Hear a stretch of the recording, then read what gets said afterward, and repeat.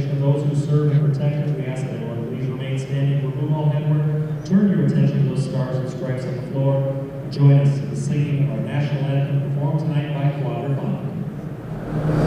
Oh, say, can you see by the dawn's early light what so proudly we hailed at the twilight's last gleaming, whose broad stripes and bright stars through the perilous fight for the ramparts we watched were so gallantly streaming, and the rockets' red were singing away, gave proof through the night that our flag was still there.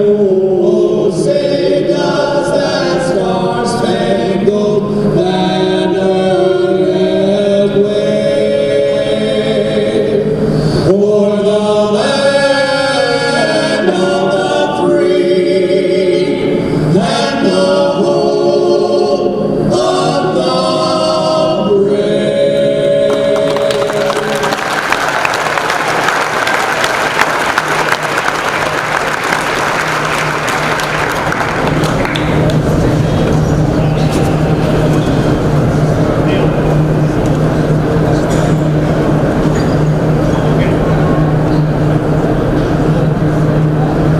brave. That's fine. Go this way.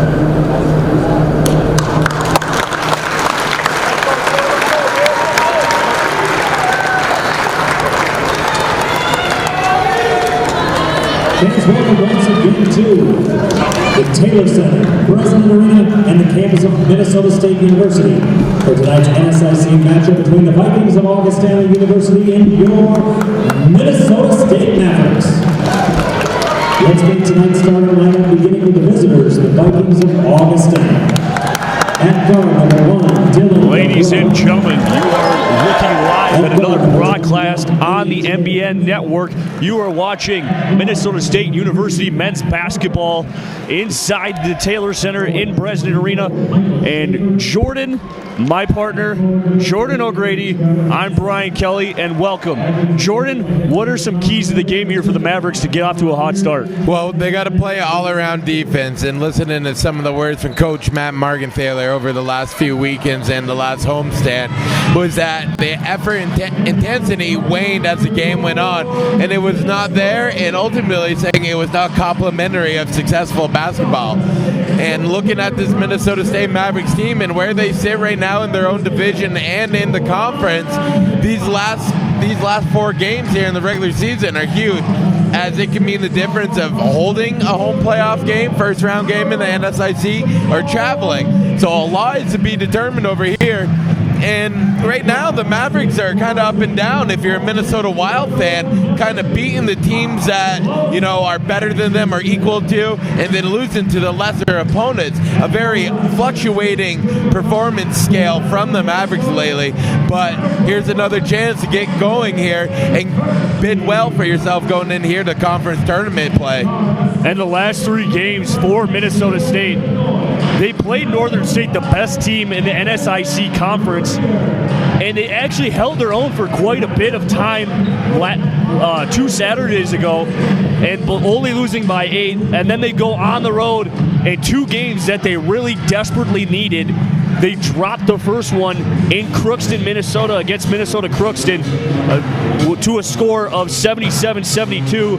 And then they travel to Bemidji, take on Bemidji State, and win by 11 in a game that they absolutely needed and was a must-win to get them to that 12-6 mark that they own right now, tied for second in NSIC play.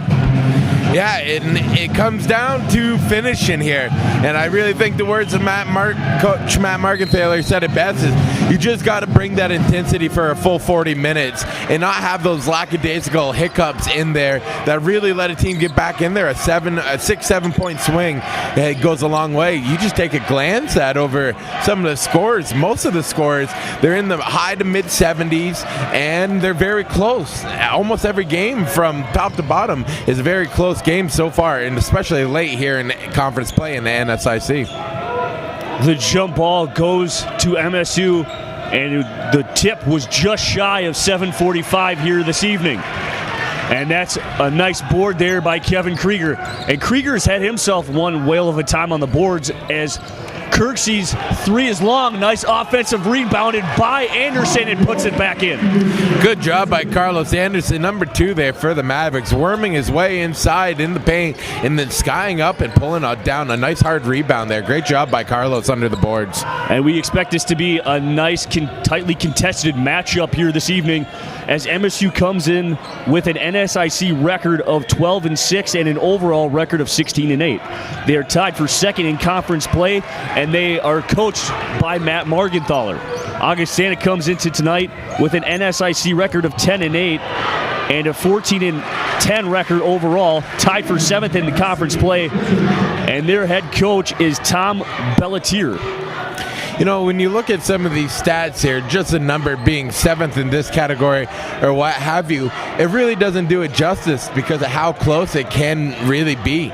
And you look at the starters for both teams, they're both very big contributors. And you got to look at the starters tonight because as of late, the bench for the Mavericks especially has been underwhelming at best. And that's another thing Coach Matt Margenthaler talked about in his post-game raps with some of the local media.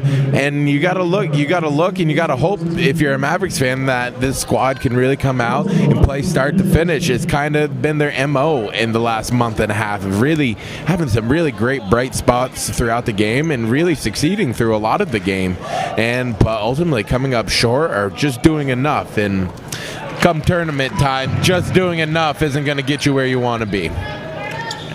And Carlos Anderson finds himself at the line for 2 early free throws in this game, and that's something that we constantly see is early in the game, the Mavericks find themselves getting to that free throw line, and they convert early. But then when they go into the latter half of the game, and the more tired and the more the game condenses down to needing those free throws, they can't seem to find the way to put the ball in the basket. Yeah, it's really a culmination of things. I think I've touched on a couple of them already, is that the starting 5 are out on the floor a lot, spend a lot of minutes out there. Nothing wrong with that, as that's why they're out there doing that. But when your bench doesn't come in and provide quality minutes for you and give guys breaks, it really stretches you thin physically. And, you know, you get fatigued, you know? So it's just a human thing to get fatigued. And that's what happens, I think. A lot of it is they just don't have that gas. And if guys could come in and step in, like Trey Baumgartner, Carter Ash, and Goosey, and the whole company there, Quincy Anderson, it'll really go a long way to helping these guys. If not for scoring, just solid defense and not having to drop off, and that is vital, if I might say, for the Mavericks.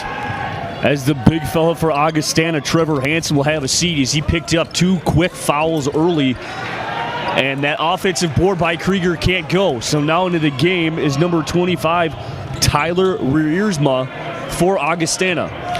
Well, that's the big thing early, having Hansen go into quick foul trouble. Great job by Anderson there, playing shy on the defense and getting around nice and easy. But back to my point is having Hansen on the bench now. As you can see, teams like to sit in that 2-3. It's no secret when you play MSU with athleticism down low and Anderson, Kirksey, and Krieger. Nice little turnaround there by Kirksey. They really want to pack it in there and make you really fight for it, every basket down low. So that's huge for the Mavericks early and right away taking advantage of it on the offensive end. If you're Augustana and you've watched anything on MSU, that's just Kirksey's bread and butter. He's going to back you down and do that turn fadeaway jumper from the baseline, or he's just going to straight up face you and do what he can, and he's just going to pull the trigger. Well, he does a good job. He's got great confidence in his shot from the baseline and working on the wing. You know, a lot of players, that's kind of uneasy territory. It's a tough shot. Good dribble drive by Anderson to get by for the nice finger roll. And a quick timeout as expected here. A quick 9-0 run out of the gate for the Mavericks.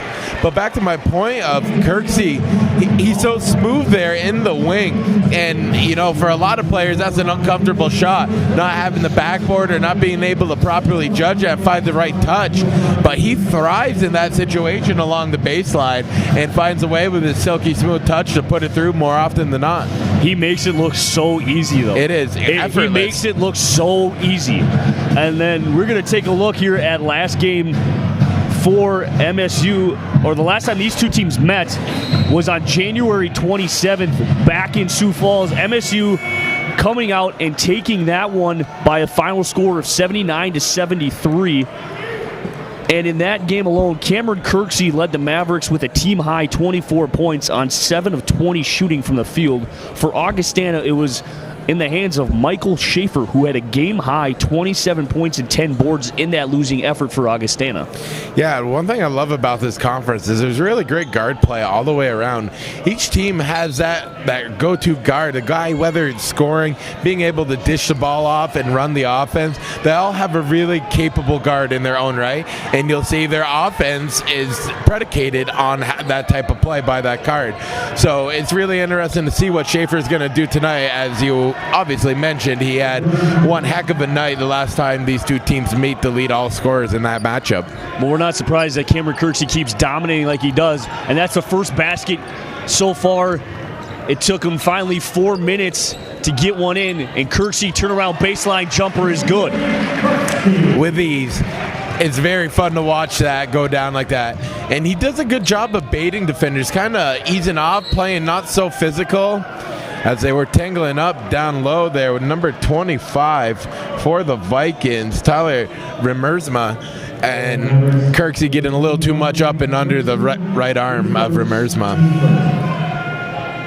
And that's something that we do see for MSU is the constant hand check game, whether it's on defense down low on the block, or if it's just active hands up at the top of the key, just to try to make sure and keep their opponents honest when it comes to whether it's the dribble drive or the pick and roll. No, and I think that's a good hands there, but I was going to say off Remersma, and it's going to be Maverick ball. But it's kind of a catch-22 sometimes with the amount of minutes that these starters play, and playing a man pretty much from picking up right at the three-point line. It's really tough, and you get a little lazy there on defense. Stop moving the feet, get out of your defensive position, and you play lazy man defense and start reaching, and that's a combination of being fatigued and, of course, just playing the game and maybe not being exactly tuned in at that moment. So you can see now early, Aaron Holtz and Brumgarn are going to come in for the Mavericks and see what they can do here. See if they can provide a spark. And Trey Bumgarner is probably one of the best players that you have off that bench, and he's only a freshman, so it's actually quite scary to see what he's going to amount to in his 4 years playing here, hopefully at MSU. Absolutely, and not to take anything away from what he's done, it's easy to forget sometimes with these young guys that they are freshmen. They're 18, 19 years old, and they're coming in and still learning on a day-to-day basis, much like every player is still learning. But even these guys are still blue, still learning the nuances of the college game, the college playbook, how coaching is gonna direct their gameplay, and really fit a role, because that's what they're really here to do right now, is fill a role. And if you can get some more out of them, that'd be excellent. But it's really hit or miss with the young bench players, essentially. Poor offensive possession there, no good ball movement, and just came up short. And that one comes up short for Riersma, as that was an air ball, and they have started out ice cold, as Augustana is 1 for 8 from the field to start off this ball game. Yeah, playing real great defense, and this is something you mentioned and I mentioned early on here. This is normal for the Mavericks. Come out here with foot on the gas, getting after it, getting early buckets, getting up to a substantial lead. But here we go now. Let's settle in. First 5 minutes of the game is through almost here, and now let's really settle in and get going here. What can we build? Settle in, keep playing good defense. And I really think the big difference here is if this bench can play well. I really think this could set the Mavericks over the top in a lot of many ways, and definitely looking back some games where if you could have got 8 points out of something, it would have been great. But I always look forward now, never going back anymore here. This time and place, and this is another big game for the Mavericks here to sustain this home first-round playoff game here in the NSIC. Cameron Kirksey's already got 6 early points here here tonight, with Mavericks have 11-2 lead, and this is something that the most intensity, I think, in my own perspective, that we have seen from the Mavericks at home in weeks. in weeks, like in games. Like I have not seen them get off to this hot of a start with this much intensity in probably since the end of December, maybe even before break. Well, it's there, and it usually is there to a certain degree. There's no doubt about it. They do come ready to play, but it's the sustainability that's in question. And you're right; they're definitely looking finely tuned and on point, and in tune with the game plan as well. So let's see what goes on here down the stretch. Looking at a very optimistic and great start so far by MSU. I like the spacing here. As Ash will take the three from the wing, and there it is with Krieger to get the loose ball and put it back up. I like having that with the spacing there. Really spreads that defense out and kind of forces them to play a man with the way you're spreading. And you got some shooters out there right now in Aaron Holtz, Krieger, and Ash and Bumgard. It's really four shooters out there with a solid defensive player by Jamal Nixon. And this is an opportunity to spread them out, see if your shooters can go to work. Nice turnaround shot there. That was by Schaefer. Yeah, Schaefer. Go figure that Schaefer would be the one to hit a nice little stroke shot like that.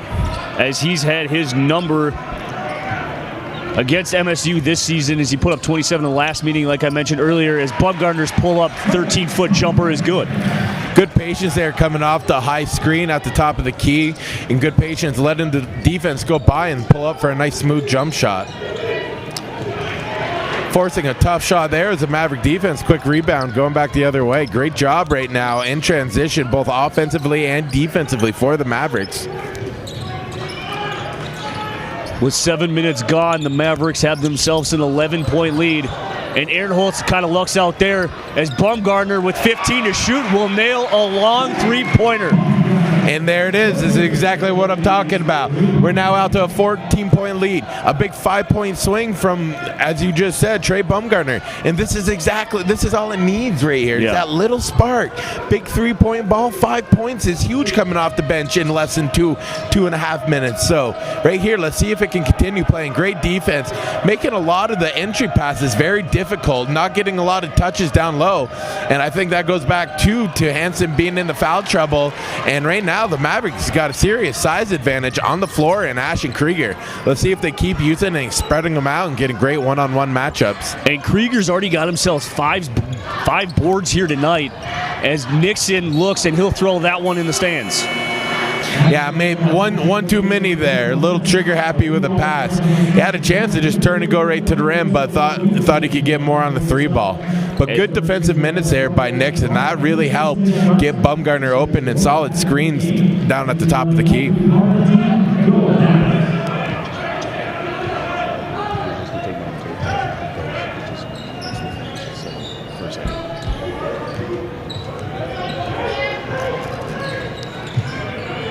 One thing I'd like to say here is the Mavericks early are doing a great job on the help side defense whenever needed. They're not giving up offensive boards like they have been prone to do here in the last few ball games.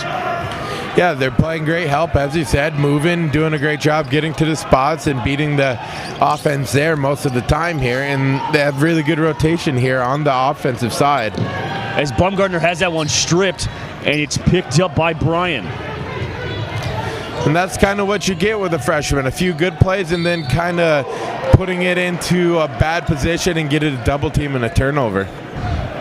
As it looks like Schaefer is going to go to the line to shoot two, and Coach Matt Margenthaler is having none of it because it did kind of look like Schaefer was really out of control. He never had his complete body control, as you see from the spin out of his defender, and I believe it was Aaron Holtz, to go into Ash. As Krieger will have his seat, here comes Cameron Kirksey.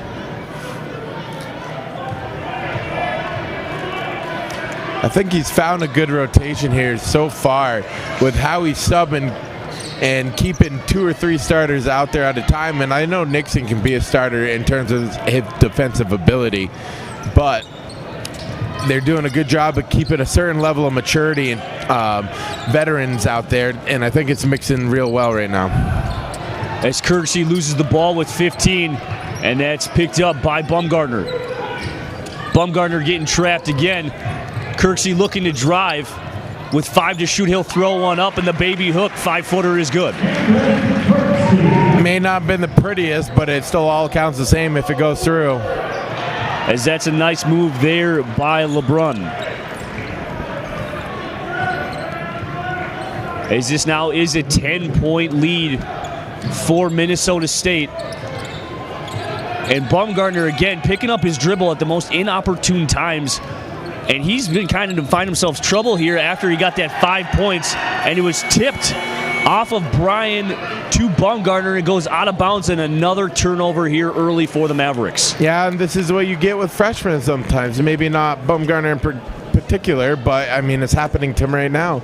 You make some good plays, and then your nuances start to pop up that maybe you haven't completely brushed up on, so you're having a little difficult dealing with some of the pressure and ball handling and managing the offense, as you've seen here in the last couple of possessions.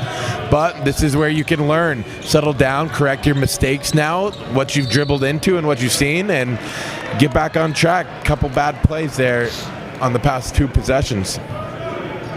And I want to see tonight, as we're already halfway through this first half, Minnesota State's only got 3 team fouls.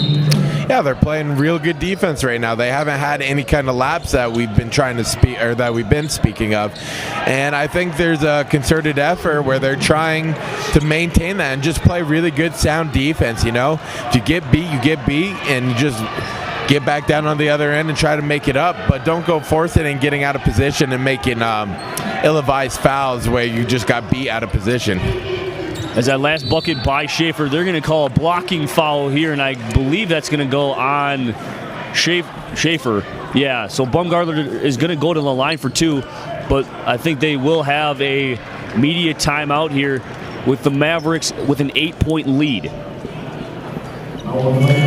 Yeah, so far so good for the Mavericks right now.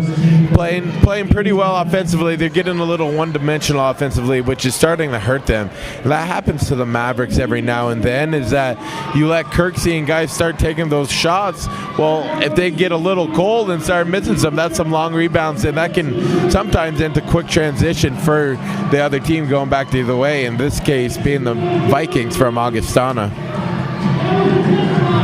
One thing I would like to point out, these teams are very similar when it comes to on the offensive side, as they both have players, at least 4 of them, as we were looking at earlier, that have an average of at least double digits per game in points. And that, to me, is when MSU finds themselves down or when they lose a game, they typically only have 1 or 2 guys that have led the offensive surge. But when they win, you constantly see 17, 15, 15, 13, 11 across the board. They get multiple guys in that scoring column with at least double digits. Well, it's kind of for better or worse there in that situation. You know, the Mavericks have a blueprint out, if you will, against how to really play them and contest them very hard. So you got to play a very aggressive 2-3 defense and double down and make the bigs really fight for everything in the middle and really close off lanes for dribble drive. And if you can do that and, you know, spread the ball around, it really makes it difficult in the Mavericks man-to-man defense if you have 3 or 4 guys that are really shooting at a high clip that evening, and it really stresses each and every one of those man-to-man matchups here. And so that's kind of the blueprint right now for the Mavericks. So they got to find something to kind of break that wheel or that cycle, if you will. As Baumgartner misses the front end of the first 2 free throws he is going to be shooting. And Baumgartner makes the second, increases the lead to 9. As Baumgartner will go and have a seat with 6 points off the bench. Trey Baumgartner has done his job in the first few minutes that he has played in this ball game, and Matt Morgenthaler probably couldn't be any happier. Yeah, that was a good series of events for Trey. Come get the feet wet, get going, and see if he can provide some more vital minutes down the stretch here for the Mavericks. And the pull-up jumper at the elbow by Plitzowite is good. And my goodness, we have been struggling with his last name the entire time. There's always one. I mean, we've got it. We even got help with it, but we still can't get it right. Can't win everything in life. No, you really can't. And the rebound brought down by Riersma. Transition three-pointer. Bryan is no good. Brought down by Kirksey. Anderson looking to push. As he backs down Bryan, and there's a huge mismatch. Kicks it out to McLeod. Back to Anderson. Playing the Jackie Moon game a little bit, but they're going to call a foul down low. Maverick basketball baseline. Yeah, he got bailed out a little bit there. He was kind of falling back and a little out of control with the dribble, but nonetheless, it is a foul call, and the Mavericks will retain possession of the basketball. And this is something that we really haven't seen, and that's Juwan McLeod will throw in the inbounds. Yeah, a little different wrinkles, a little different looks, a little something maybe that they didn't see on film before, where it makes them maybe think a little too much or get a little out of position. Krieger will go to the line, shooting two as he got whacked in the eye. And one thing that we like to bring up here, Augustana is something that you mentioned to me. Augustana is actually they have an intention of going Division I.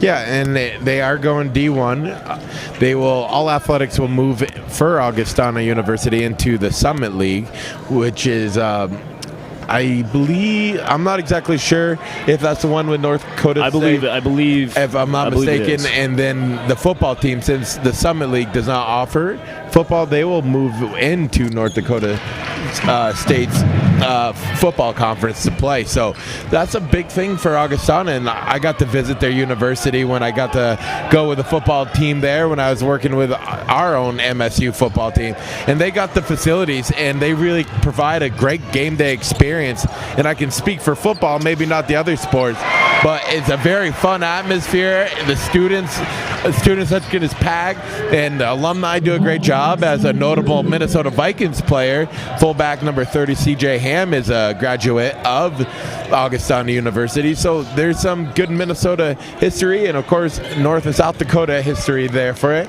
And that's a big move, and that's good for the area, and that's going to draw more high quality student athletes to their campus. And much like the MSU Mavericks have here with their football team, and bringing in quality athletes as well as quality contributors in the classroom for the university. And it's a good thing overall for them, and it's going to be exciting to see what they have to offer at the D1 level. And the triple falls in the corner for Carlos Anderson. And then we're going to get back to this debate here. I know, as we both called football here this past fall, the best game besides the playoffs in conference play for the Maverick football team, the one that was truly competitive, was the game against Augustana up in Augustana. Yes, and there were some big plays, and I remember watching that one from up on the scoreboard. Great view of it. I remember Shane Zylstra having heck of plays downfield and making unbelievable grabs to keep the Mavericks, quite honestly, single-handedly in that game. The defense for them stepped up big, and it was a great win in early conference play. Very hot summer day on that turf, and the Mavericks prevailed as some last-ditch heroics came from the Augustana Vikings, but they fell short, and the Mavericks went on to win that game as a very impressive run into the national semifinals, as that happened this year here for the Mavericks football squad. And that game, that was led by, if you can jog my memory correctly, J.D. Ikawa led the Mavericks back, or was it Schlichty that had the perfect afternoon that he had, and probably one of his best games all of last season? Well, not to go back and harp on bad things about that season, because there's a lot more positive than negative.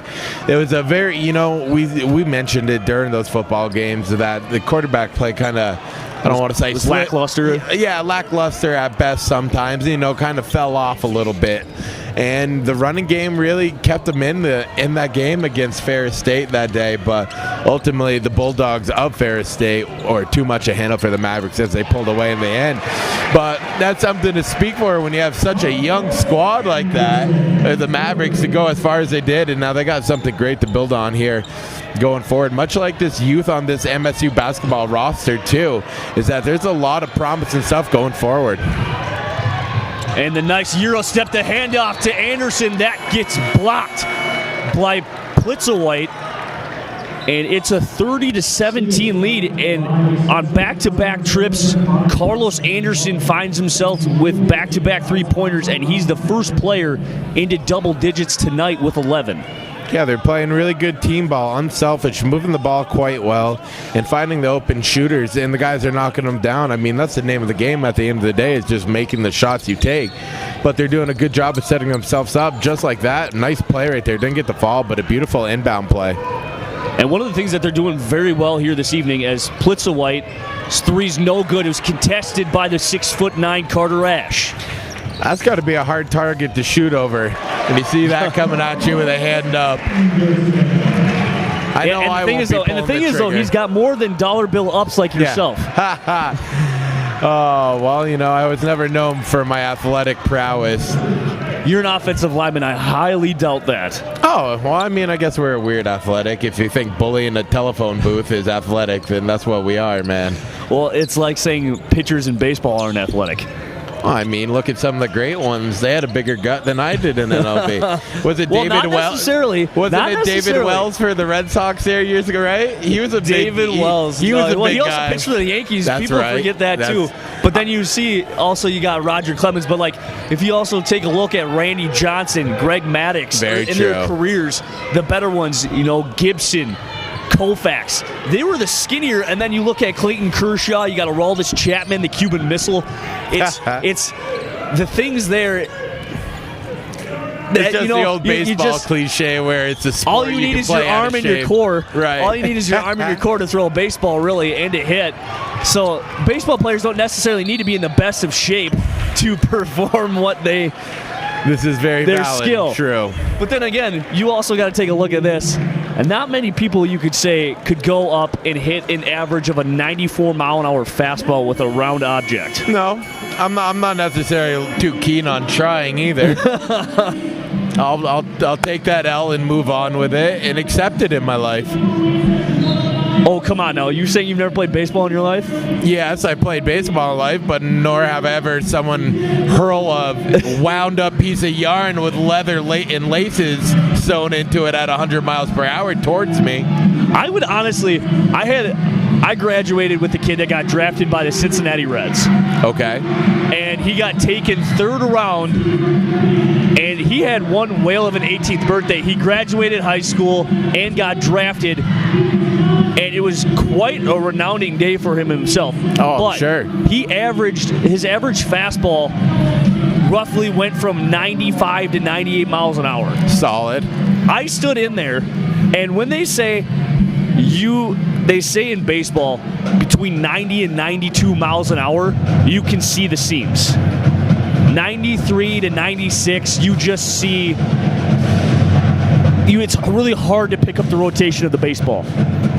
But other than that, after that, you're basically pretty much guessing. And he came in, and I stepped in the batting cage with him, and I just wanted to see what was going on.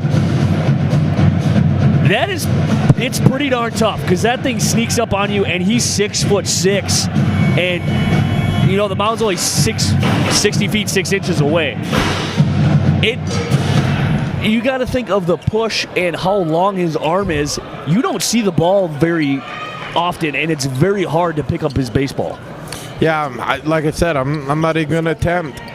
I'm afraid in batting cages. Oh, come on now. Oh, come on now. What are you talking I'm about? terrible. You think about it. You get a beam right in the head from this kid you're talking about. You're probably going to rethink about how much you love baseball. Well, yeah, but yeah, my point. Maybe some life choices in general, but yeah, well, you'll have that. I think you'll be fine. As Quincy Anderson sees his first action and knocks down a triple with the assist coming from Jamal Nixon. And that's the second or third time tonight that Nixon has done a good job when he's got the ball and being patient, finding the open man, and delivering a great pass there as a great assist, as he said, to Quincy Anderson. And this is Quincy Anderson's first minutes, as we typically see him come in earlier in the ball game, but Coach Matt Margenthaler thought he decided to go about only 8 deep to start off, and now we finally see Quincy Anderson, and that's the 5th team foul and the 1st for Anderson. It's one of those things. Less is more. Sometimes you don't need a deep rotation if the guys are just doing their job. And I mean, at this point in the season, with this being the first of the 4 games left here, you kind of just got to do all you can to get your seeding here, because you'll have time to rest in between tournament games. That is, if you do advance in said games. And that's some nice defense and a nice board there by Krieger, as Krieger gets his 7th board to go along with 3 points.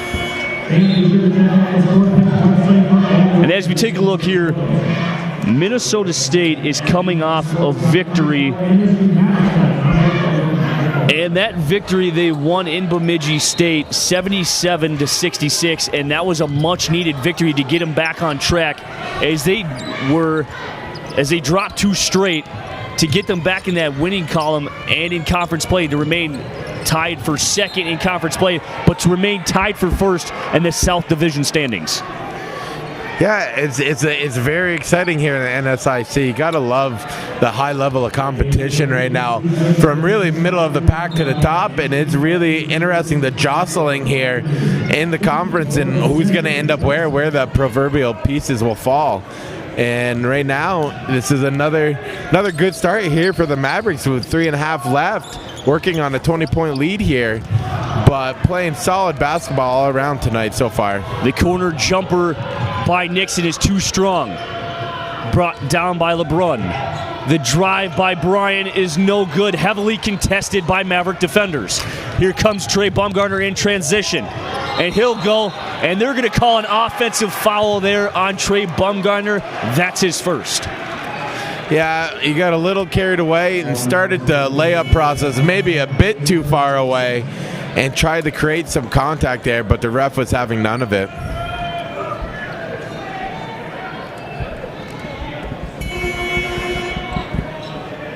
As we take a look at the past 4 seasons here for these 2 teams, the Vikings hold a 5-4 record against MSU, but the last 3 meetings have gone to MSU in general.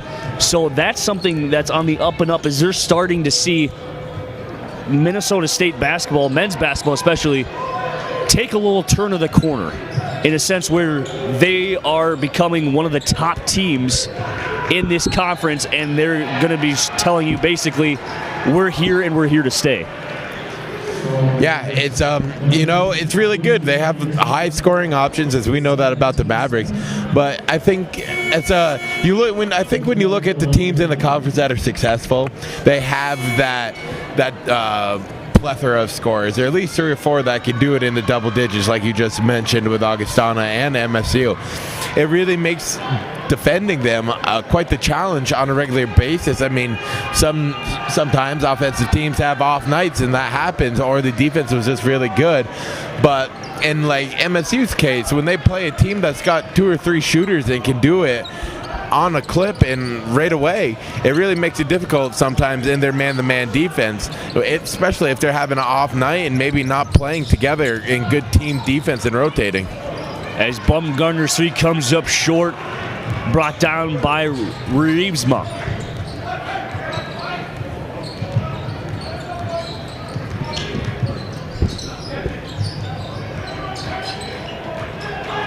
Bryan backing it out at the top of the key with 15 to shoot. 2:15 left to go here in this first half. The Mavericks find themselves up by 13. The score is 35-22. And this will be a 1-and-1 situation, as the Vikings are going to go to the line to shoot. Got caught in the air and got a little body contact there as he drove down the baseline, and like you said, in the bonus we'll shoot 1-and-1. As that's the second on Bumgarner, and his second in the last about a minute and a half of play. So he'll go and have a seat, and we'll see him in the second half. Now on is Juwan McLeod. Bryan's first free throw attempt is no good, a little too strong, and we're just going to kind of slow it down the pace here as Juwan McLeod will walk up the basketball. You know, it's fortunate and unfortunate, and not to discredit anything these young guards for Minnesota State do. is that they're not quite at the spot yet where they can, Coach Matt Markenthaler can confidently have them out there and run the half-court offense and really have the pieces in the right place, and that's fine. He's still freshman, still young, still maturing, still learning, as I said earlier. But it's always good when you have the veteran, so to speak, or a guy that's definitely been more in tune with the Mavericks in McLeod, and he does a really good job, and he gives you the option to push the ball, or as we're talking about now, slow it down and set up the half court, getting under 2 minutes and a half, something like that. As McLeod missed the first, and that is proven to be a thorn in the side for MSU here, as their free throws early on here tonight is 4 of 8. And that's simply not going to get this done if they decide to keep this lead up, but maybe they won't have to. Baseline 7-foot jumper, no good. Brought down by Anderson as he looks to push with a minute and a half to go. Ash will forego the 30-second and take a really deep three early on and kicked back out. Nice tip out by Aaron Holtz with a fresh set of 30. McLeod with the drive. Kick out to Krieger. Corner, wing three, no go. And another rebound and a loose ball pickup here for MSU. It always kind of makes me chuckle in a way. Like, you see guys going really hard, playing hard-nosed ball, going to get the loose ball, and then it always just ends up in the unsuspecting guy who did nothing and just standing there. I always get a little kick out of that. Sometimes hard work isn't always rewarded. Let's see if Augustana wants to go 2 for 1 here. The drive by LeBrun. Kicks it into Tiedemann. He's no go.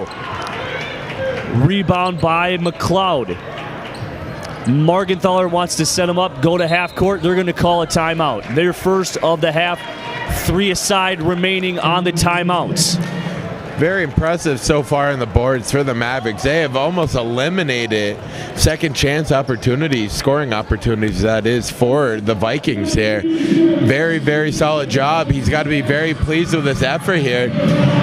Now a chance to extend this lead out to 15 here, and it's a big opportunity to really put them down here going in the half and maintain their dominance they've put out there tonight. And the biggest story coming here tonight is the bench points so far here, as there's been 9 bench points here for MSU and then 0 for Augustana, as nobody on the bench has contributed to the scoring efforts for Augustana. Yeah, it's huge. And, like I was just saying about second chance efforts for the Vikings, which there have been very few, and they've capitalized on a lot of great possessions, on offense for the Mavericks here, and they got to continue it. Let's see what the Mavericks have drawn up here for this final possession, and maybe 2 if they're lucky here. As the game clock and shot clock is separated by 12.5 seconds.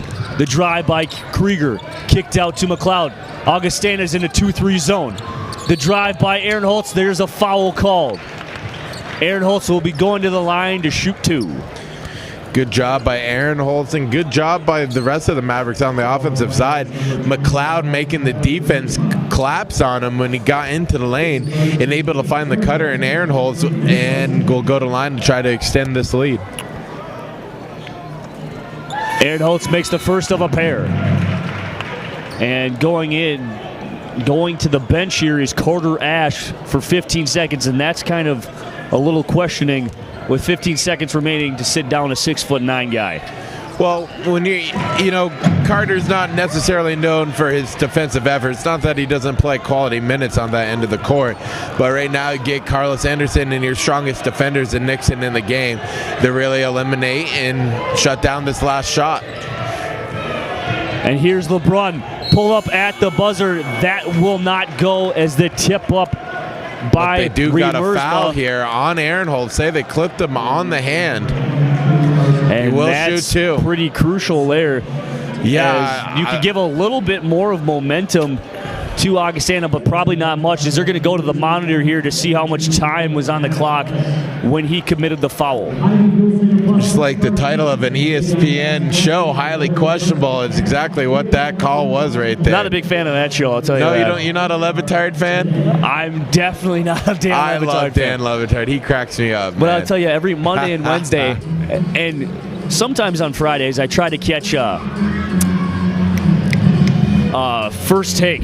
Oh, okay. Yeah. I don't know why, but something about seeing Stephen A. all riled up just gets me going. And it's just like, it just gives you that energy because the dude is so animated. And then you see him with Max Kellerman, and it's just like, it's literally like a married couple just bickering back and forth. It is so funny. Too much for me, man. I can't handle all that. You can't handle Stephen A.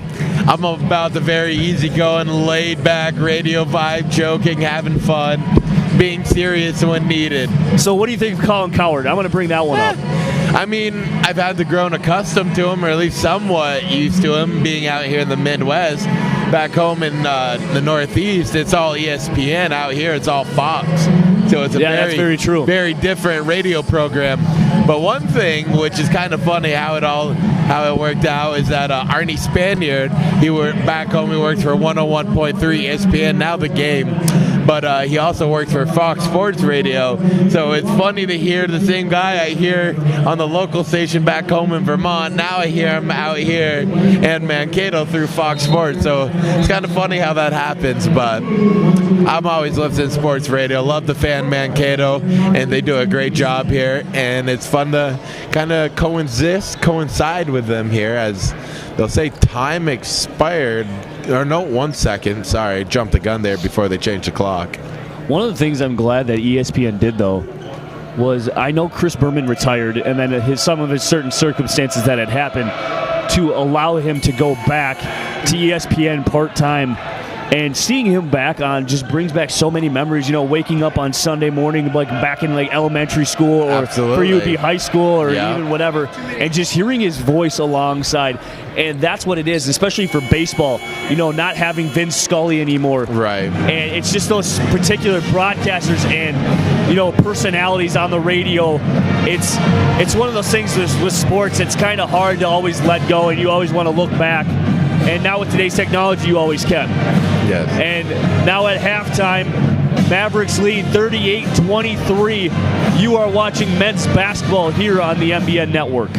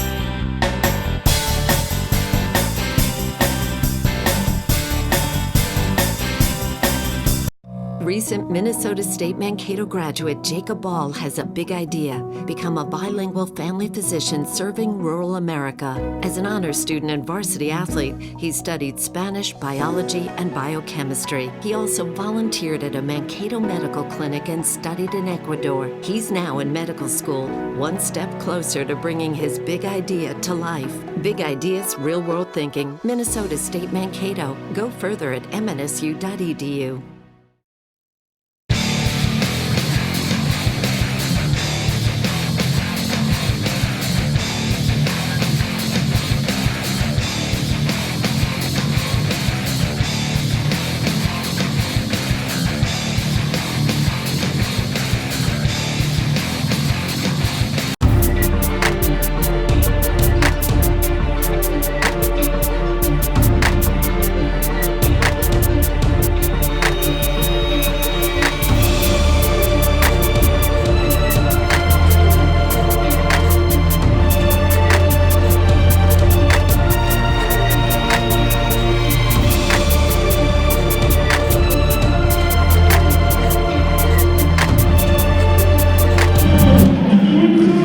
welcome back to Breslin Arena inside the Taylor Center on the wonderful campus of MSU Mankato.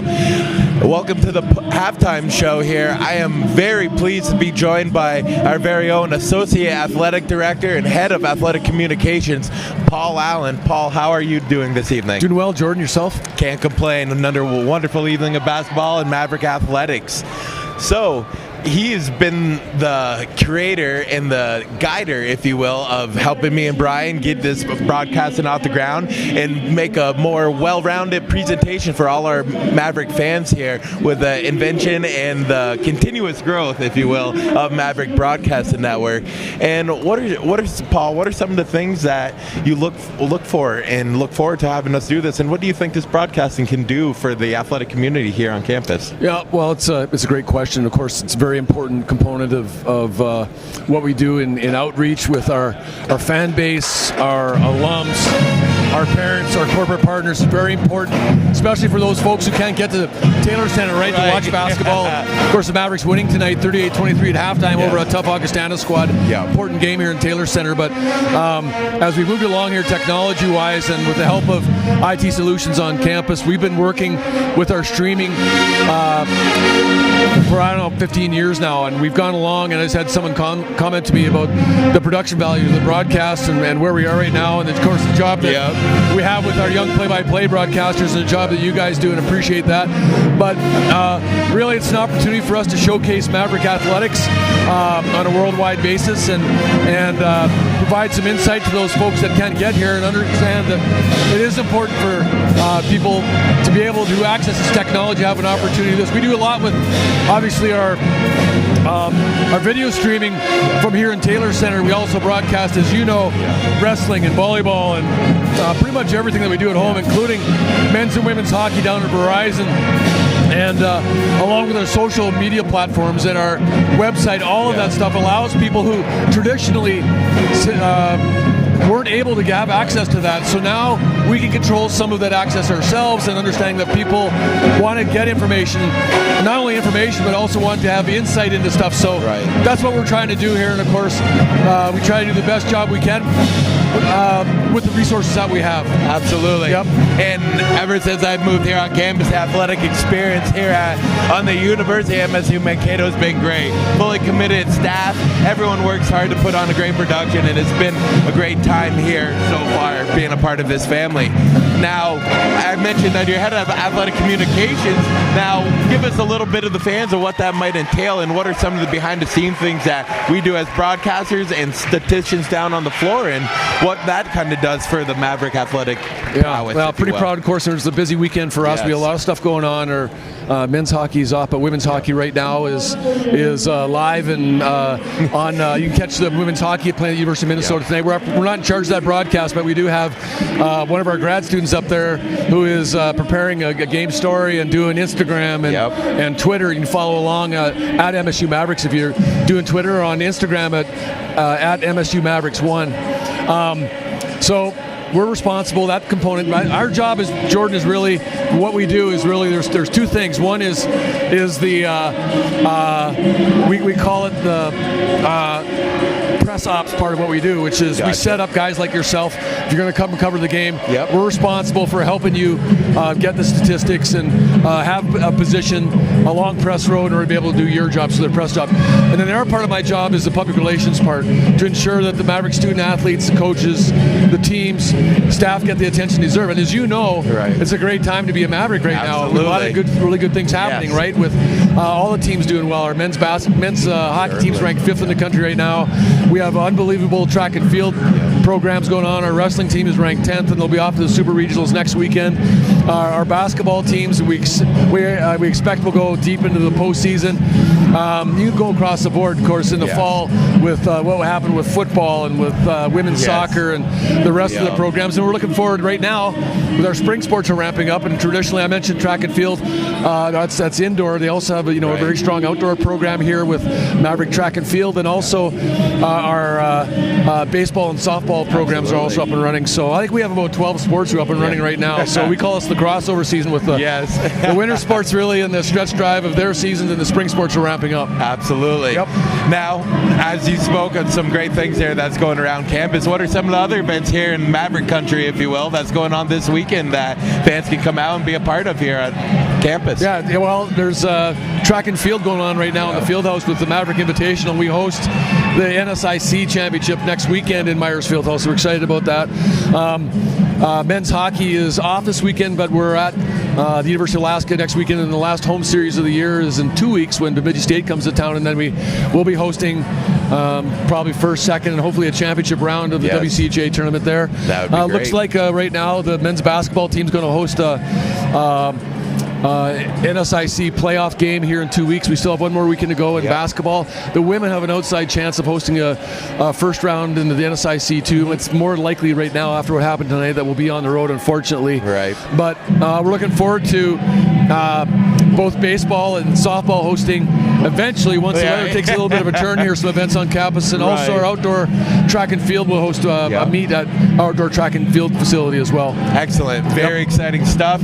I appreciate your time, Paul. As always, it's a pleasure. All right. Thanks, Jordan. Appreciate the work you and Brian doing a great job, buddy. Thank you. It's greatly appreciated giving us this platform. Absolutely. Thank you very much. Yep. All right. And we'll be back after a moment here for the second half of tonight's matchup. Thank you.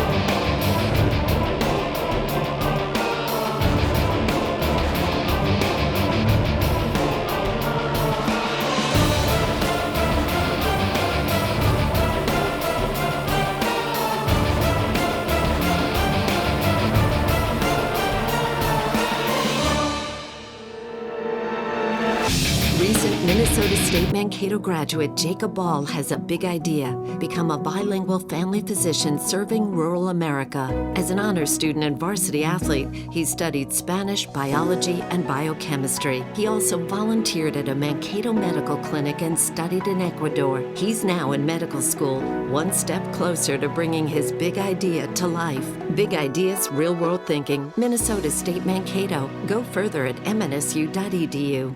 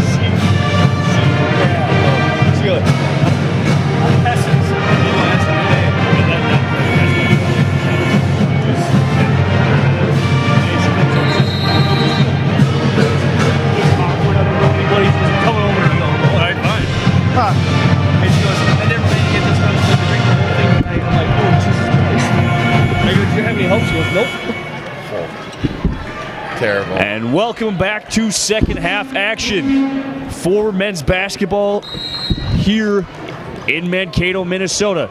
We just get underway here with the Mavericks having a commanding 15-point lead. And some of the first half statistics on both sides as we take a look. The field goal percentage, 40% is Minnesota State shooting from the field. And just like that, within 17 seconds, Augustin is going to the line to shoot an and one. And that's not the guy you want necessarily to get started for the Vikings, as Schaefer led the game last time they met with a game-high 27 points and 10 rebounds in an ultimate losing effort by the Vikings, but that's something you got to keep an eye out there. Schaefer now having 9 points. And then we're going to take a look at some of the other stats here as we have the field goal percentage for Augustin. They're shooting 10 for 31 with a 32%. But from three-point land, they're shooting an astonishing low 14% compared to Minnesota State's 31. Kirksey with the baseline drive on LeBrun. Turn, jumper, 5-footer, no go, brought down by Schaefer. I think one thing you want to look at here is where is that intensity going to lie on the scale here for the Mavericks defensively. And that's Krieger's second early as he's picked up 2 fouls within the first minute 5 here in the second half. Yeah, that's a tough go at it right there.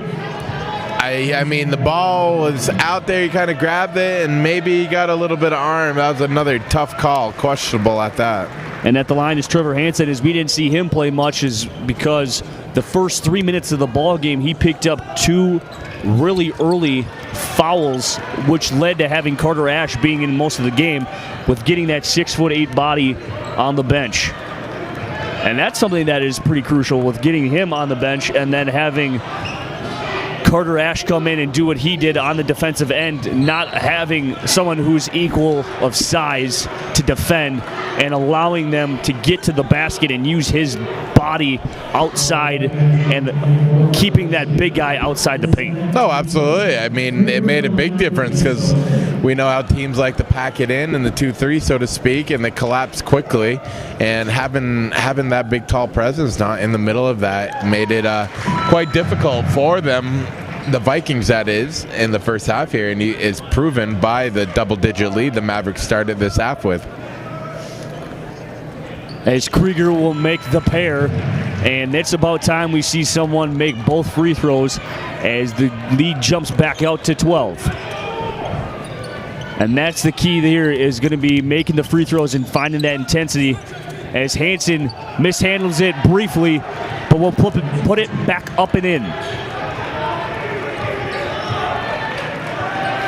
And you can see quickly, as we were just speaking about it, Hansen comes back in and they quickly go into a 2-3. And here again, this is when Minnesota State starts to struggle, as you just see the last few possessions, except for last possession when Krieger finally drove to the basket and got a foul to go to the line. But they are settling for three-point shots, as they did within the last few minutes, with the last minute of that first half. And then so on here, as their first few shots have been from outside the paint, except for Kirksey's turnaround jumper that fell short. I just want to see if they're going to continue to drive the basket in this 2-3 zone, even though they know they struggle.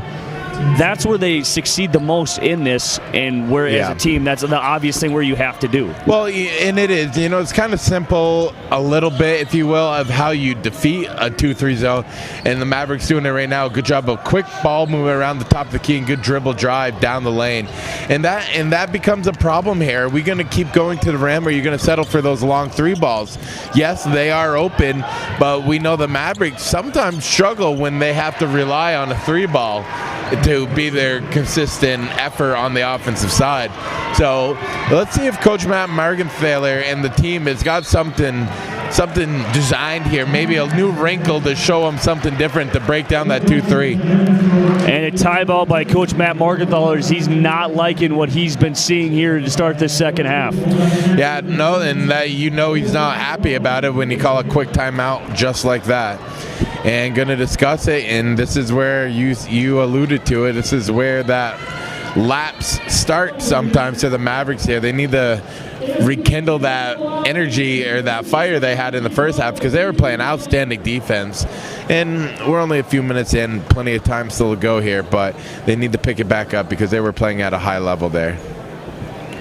And as we have seen here, this is a pretty nice crowd as it's Military Appreciation Night here at MSU, honoring the men and women who have served our country. And it's just kind of nice to see they got a little pull-up bar over there. I was really tempted to come in and do it, but I know that I probably wouldn't be able to do more than 4. Have you ever want to see someone struggle in agony to do a minimal task? Can I actually go? I want to see you after the game go and do one.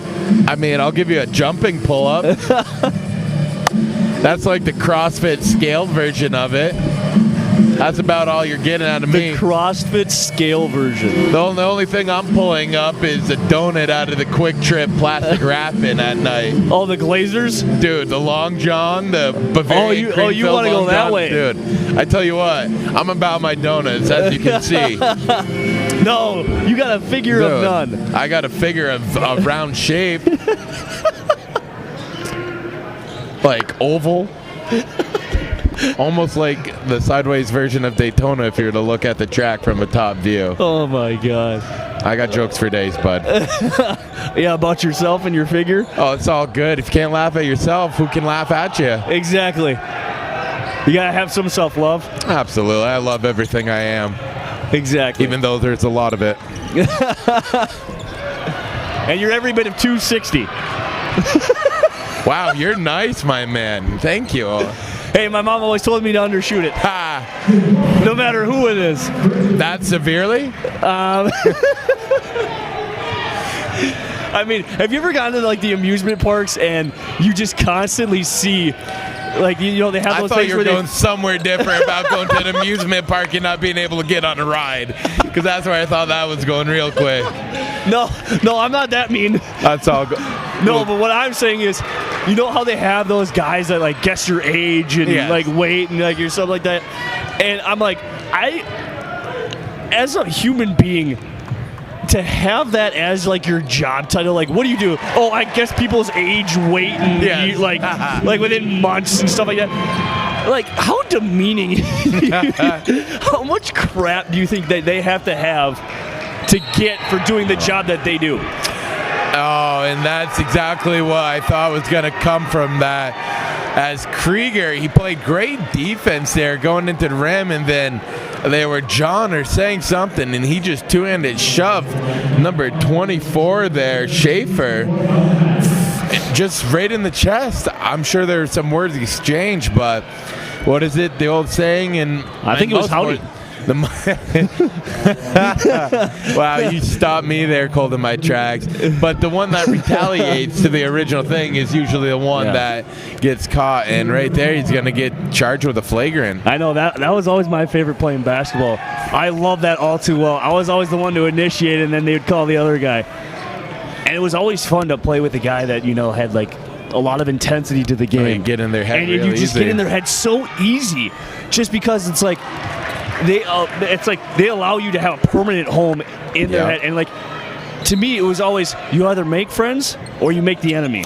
And Don't to let me, someone else's words reside in your head. Oh, that was probably the best part, is when you knew that you had an enemy, and it was so much fun just to constantly just be around them and annoy the living crap out of them. Oh, and I know you took the class that I'm taking right now, and it's cool to kind of learn these things and how the human body and brain approach these things in terms of arousal, anxiety, and psychosocial aspects of sport. And, you know, it's kind of cool to be learning these things and then come to a game like this where, almost a great steal there by McLeod. Yeah, come to games like this, and then what you're learning in class, and then you finally realize, after that class, you kind of look at the aspect of sport differently, in a sense where you finally understand the psychological aspect sometimes here, and you take a look at, you never really realized how much enthusiasm and effort went into these games. It was just all natural. Right. But then you take a look at it and you kind of take a look at, okay, hey, I didn't realize my routine was so just for me to kind of help me out here. I'm trying to struggle. I'm struggling for the right word. How I interpret what I've learned so far, as we're only a few weeks into the semester here, it's how you control your anxiety, your arousal, your stimulus around you, and what factors are leading up in terms down to eating, what you think, what you read, how you interact with the people around you, and how you take into your environment. And it's really interesting to see. Like right here would be a Keem situation of things going wrong. You're not playing good right now. Leads dwindling. How do you come back, refocus your energy, and get back on the right path, if you will? I feel like Chris Farley right there in the classic Down by the River. I'm living in a van down by the river. Get you back on the right path. But in all seriousness, right now this is where the Mavericks need to step up, as we're going to see Ash check back in. They've got it down to a single-digit lead now, and Augustana really got all the momentum going in their favor, and the Mavericks need to find a way to slow it down. Schaefer and company is starting to heat up. And one of the things is one of the things I actually found pretty interesting, and we can talk about this later on in the broadcast, but one of the things I found interesting was, it never really dawned on me, because, when you look at NFL coaches and you like that intensity, or the NBA, when the coach kind of goes off and it gives you that little spark, like when MLB, before they had instant replay, the instant spark to a bad call was your manager getting ejected and stepping up for you. The fact that you don't have that now, and then nowadays, where even in like high school, my buddy coaches high school 9th grade basketball. Yeah. And what he does, he can't even talk to the referees anymore. Like, they're literally taking that out of the game, and you cannot immediately raise your voice. And that, to me, that's a little something that is I always loved it when my coach got a little heated up at me, because it sparked a fire in me that was like, oh, hey, I'm not doing my job correctly. I actually need to start picking it up a little bit more. Yeah, and I mean, believe it or not, I was a person that wouldn't respond to something like that. I didn't need a hard-nosed lecture, and I'm not saying you did or anyone does necessarily. I was very internally motivated, especially when it came to football, Yeah. I didn't need someone to get fired up, as the kids say, before a game. I was always in my head ready to go, knowing what I do, and in the playbook, watching film. So it really depends on the person, and not that there's anything wrong with someone getting motivated from external factors in athletics, but it's more often than not, the longevity is going to be in your own internal motivations and stuff like that. But it's really cool to watch college athletics and get to do it firsthand and really witness this stuff and how it all applies real time, real world. Well, yeah, I mean, don't get me wrong. I was internally motivated, but it was like, when it came down to it, it was one of those where my coach sometimes needed to bring it down, and to bring me down was to you need to figure this out and control your emotions a little bit. Yes. And it was just one of those things. But also at the same time, I want to hear this from you, because this will come up. This comes up in ethics. This comes up in any type of sport that you see. What is your opinion on the getting rid of the Native American mascots around all of sports? And it's not even necessarily, people call them Indians and whatever. I just feel like the politically correct term is Native American. Right. I mean, I'm gonna dance lightly around this conversation just for obvious reasons, and I don't want. And here it is, Schaefer, the man, the myth, the legend. For if you're an Augie Viking fan, he has come to life now, and that is 14 team high right now. And the Vikings have made a serious run here, and they're playing great ball offensively. Mavericks have struggled here the last few possessions, getting quality shots, and man, what happened at halftime? They lit that proverbial fire under number 24's behind, and he's playing his butt off right now for the Vikings, and really single-handedly, like we've seen Kirksey do, taking over the game here in this second half. But back to your question, you can't have that, and I know there's jokes about it's just not right.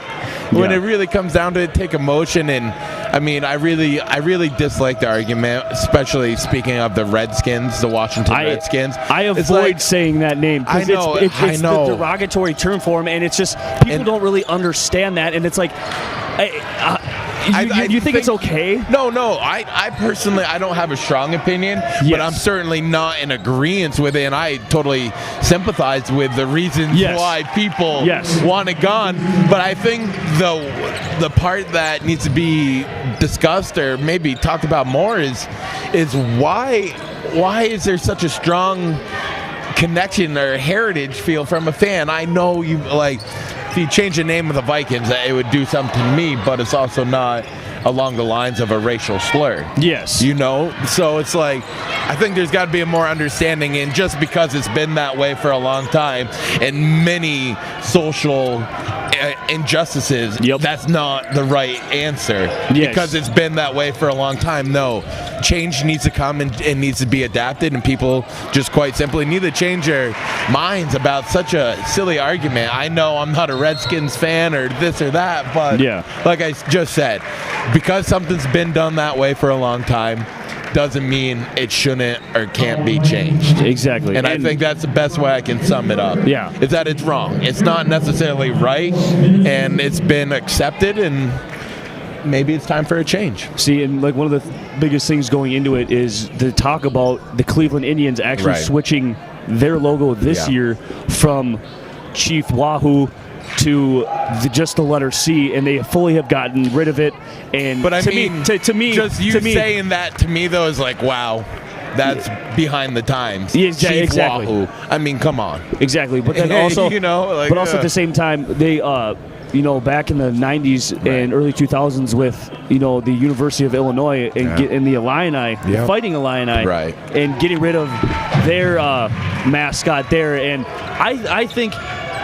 To me, you could always have a debate about that, but it's like some people think of it as a disembodiment with, especially to me, Right. I think what Chief Wahoo looked like was very, very disrespectful. Oh, In absolutely. a certain standpoint. You're right. And especially with the characters, and then, going around with all this, and it, to me, it was something that needed to happen.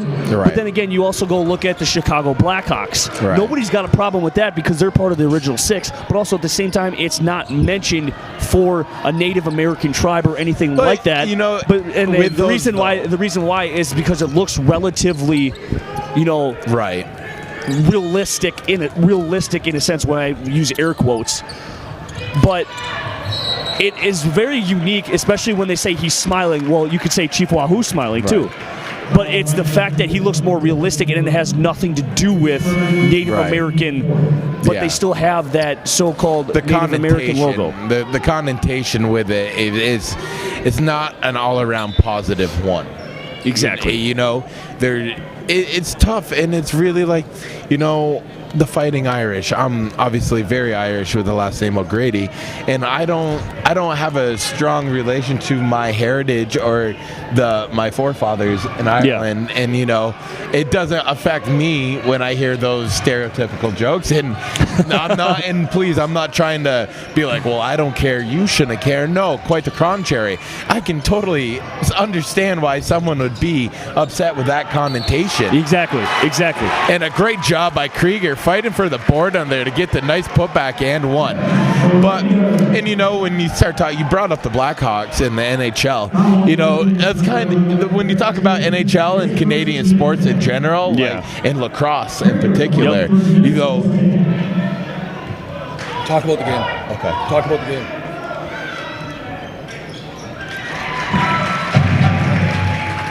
And Krieger finishes the three-point play there. Great job by Krieger there.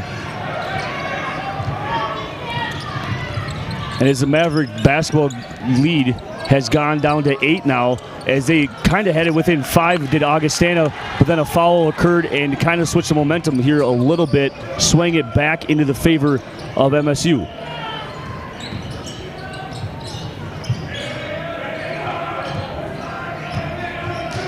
Bumgardner with 15 to shoot. We're halfway with the halfway point here in the second half. Bumgardner's jumper is a no-go, and they're going to say that's off on Nixon, Augustana basketball. Gotta like what Nixon and Anderson have done tonight. They've been really crucial defensively, and they've been shut down. Nixon has come in and played a lot of great minutes here defensively, and they stretched it back out to an 8-point lead here. And then the defensive intensity has picked up here as of late.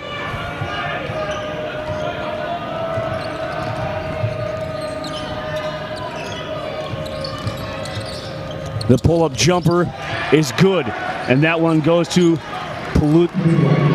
Palutzawite. There it is. I'm still struggling with that name even late in this ball game. I mean, that is not, you look at it, it's not even what it looks like, how it's even spelled. And the drive by Krieger is short, but they're going to say that is off Schaefer, and they're going to go into a TV timeout. And after that last timeout, that's kind of what Coach Matt Morgenthaler had in mind. It didn't go off to the start that he wanted, but then it started picking up a little bit, and they started getting to that little bit of a groove that they were in middle way of that first half. Well, they're finding their way into the lane here, and they're fighting for the rebounds and getting some second chance efforts down low. A little bit more offensively from the outside. They're getting those open looks from out at the three-point line, but haven't been able to necessarily cash in on a lot here. And the defense needs to just keep playing solid and staying where they are. They're having a tough time against this 2-3, and since Hansen's come back in, he's really made a big difference for how the Augustana Vikings defense plays. And this intermission, we take a look as the quality of shots have gone down for MSU as their shooting percentage starts to take a little bit of a dip here, and they're just struggling from shooting the basketball from beyond the arc.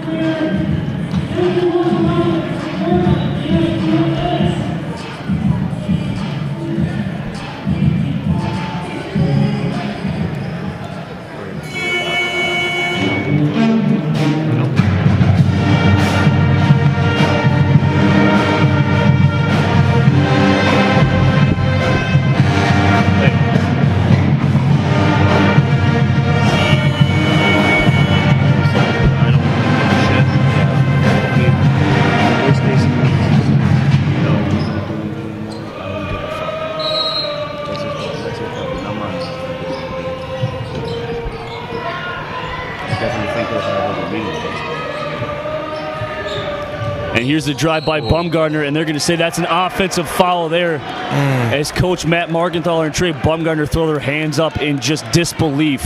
You know, that's one of a bit of acting and a bit of actually following through with that motion of the forearm there in combination, perfect time, and able to draw that foul.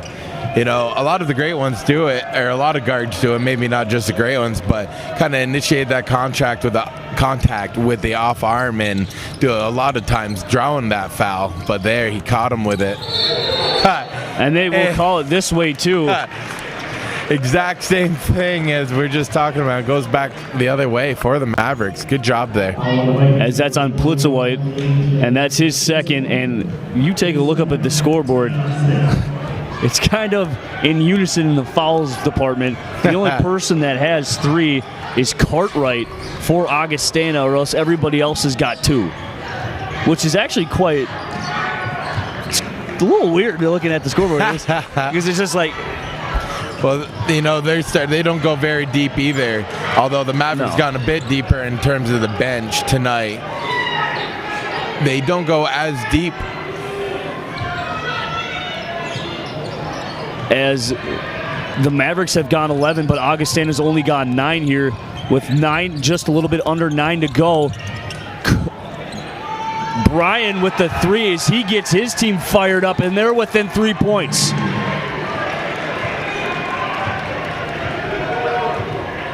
And this is exactly what we were wincing at to see with the halftime lead of 16 dwindle now down to 3, but they still have not given up the lead.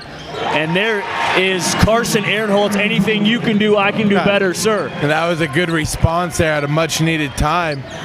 That shrunk the lead down to very minimal there, but able to answer. And they're going to call a travel there on Hansen, and the Augustana bench just cannot believe what they just witnessed. It was a subtle up and down, something only he could see.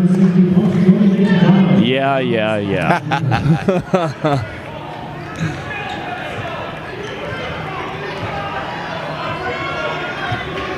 as we find Kirksey back into the ballgame, and we're pretty sure that he's going to be playing the rest of the game here. As Kirksey will get that setback jumper, Nixon with the tip, and that'll end up in the hands of Schaefer. Vikings bench jumped up because they thought, and it looked like it could have been called another offensive push-off. As Cartwright just completely overshot that, as Kirksey's looking to drive with the spin move in the lane. As he comes up short of the end one, he'll go to the line to shoot 2. And that's exactly what the Mavericks were looking for, is to beat that defensive setup for that 2-3 zone, because Mavericks have not shot the ball well ever since they went into that 2-3 zone. As Kirksey's a little bit strong on the first.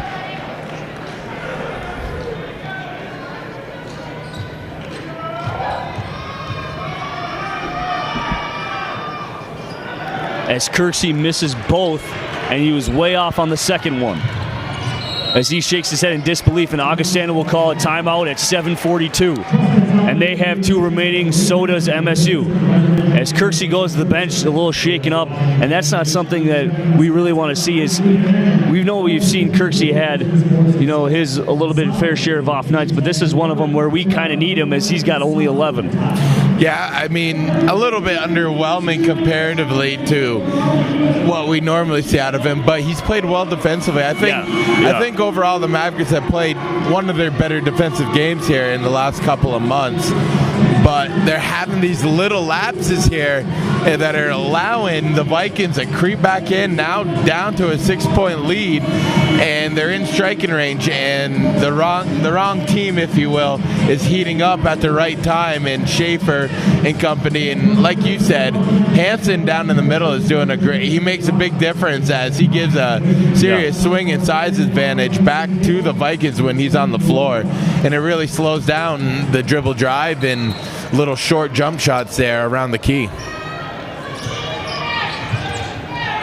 As he didn't play much, like we said earlier in that first half, and that's Plitzuweit. I still can't get it. Gosh dang it. It's still kind of driving me a little nuts that I still can't get his last name, and we've been saying it for nearly 40 minutes. Krieger, wing 3, knocked down. Big shot there.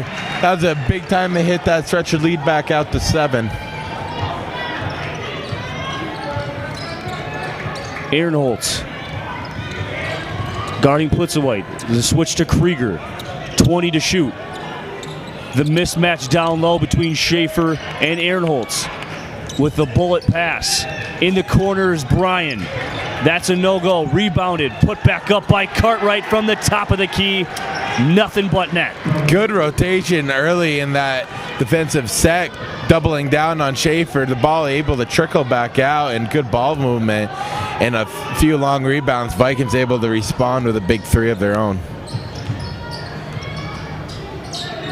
As Bumgardner looked for option number 1, but that wasn't there, and that's a nice move there by Jamal Nixon, and he's got 4 points. Good takeoff and acceleration to the rim there by Nixon. Nixon is 2 for 4 for shooting here tonight, and 0 for 1 from beyond the arc. And that's another nice block there by Kirksey as he comes up big there. Good timing with a long reach, able to palm the top of the ball and knock it away. Good job recognizing the entry pass and doubling down there and knocking the ball away. And it's interesting to see Coach Matt Margenthaler take out Jamal Nixon in this case and keep in Carson Aaron Holtz. I'm not saying that anything else. It's just you got 6 minutes left. You're up by 6. Might as well have all your starters out on the floor. But then again, that's why I'm sitting up here. Exactly right. Well, I need a little breather. He's played a lot of hard minutes, and he's very, very hard-nosed defender. And he'll be checking back in shortly here. As Cartwright looks for that nice pass there by Bryan, and that's an easy 2. The lead cut to 4, 60-56, with 5:45 remaining here in this ball game here tonight. Time 9:11 Central Standard Time. The drive by McLeod kicks it to Krieger, and that'll be a jump ball. Possession arrow, Minnesota State. Tough pass down low to the cutting Krieger, almost able to corral it. Luckily, possession arrow stays with the Mavericks. As Aaron Holtz will have a seat, and here comes Nixon. A little quick breather, a little sip of water. And this is a new play design we haven't really seen run by the Mavericks yet. And they're just going to kick it into Kirksey with 13. The drive. And that's a beautiful move by number 21 in white. Oh, and McLeod almost came up with one there as that pass from Plutza-White to Cartwright comes up short. And here's Cartwright's three. Bang! Right on time, Mr. Cartwright. Man, great job defensively the whole time there, but ball able to escape back outside to the Vikings and knocks down a big three as Cartwright. And Cartwright finds himself with 10 points. Krieger to McLeod, 15 to shoot. Clock just under 5. Step back jumper, Kirksey, no. Plutza-White looking to push. And they're going to call an offensive foul here on number 25. And that's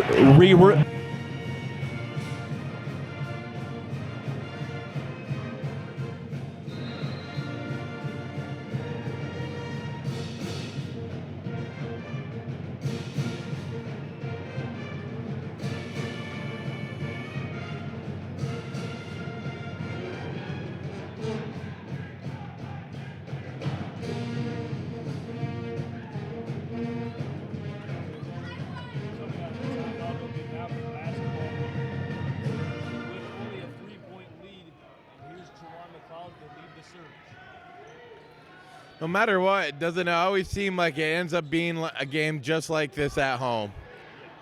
In the final stretch, it always is a few possession game, if not a single possession game, and here we are again. Mavericks got to play some good defensive basketball here in the last 4 minutes here. And there's a nice pass there. Hanson with the easy finish. Lead cut to 1.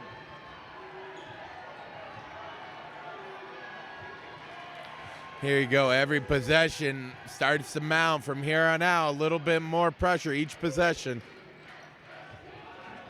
Kirksey looking to back down his defender. Hanson will kick it up to Anderson with 10 to shoot. Anderson, step back jumper, just short, but well defended by Mearsman.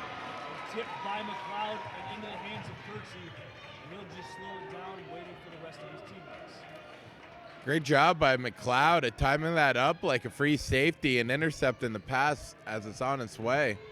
The drive by Anderson as he's going to go to the line as he was hacked.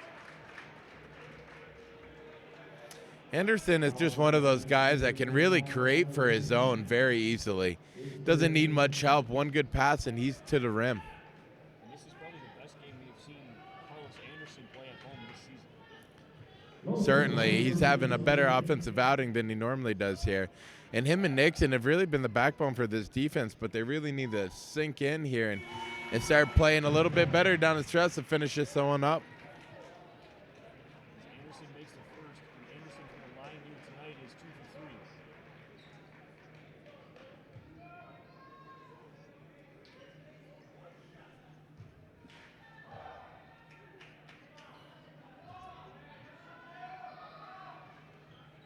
Anderson makes the carry and increases the lead back up to 3 points for the Mavericks. Plutza-White guarded closely by Juwan McLeod. They're going to call a foul there on the baseline on number 0. Got him leaning with the body a little bit. Not bad overall, I thought, but enough there to warrant the foul. That is a 1-and-1 in the first time we will see this. And both of the teams from now on will go to the 1-and-1 and go to the strike. The first one is good by Plutza-White.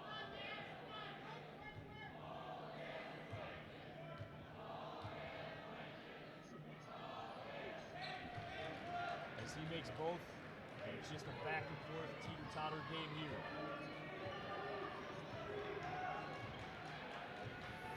Let's see what the Maverick offense has drawn up here.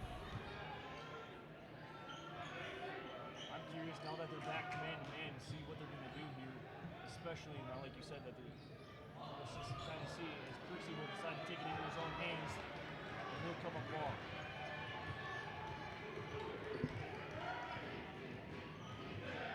Here's Cartwright looking for the pass to Hanson. That was broken up by Nixon with 19 to shoot. It's a baseline here for Augustine as they'll huddle up to call the play. It's kind of funny to see everybody in unison wipe off the bottom of their sneakers. Actually quite funny to see. Cartwright, fadeaway jumper in the face of Kirksey, and that's the first lead for Augustine this entire night. Cartwright has quietly had a good night now at the 10-point mark, but more importantly, he's hit some very crucial shots here as of late for the Vikings to really get them ahead now.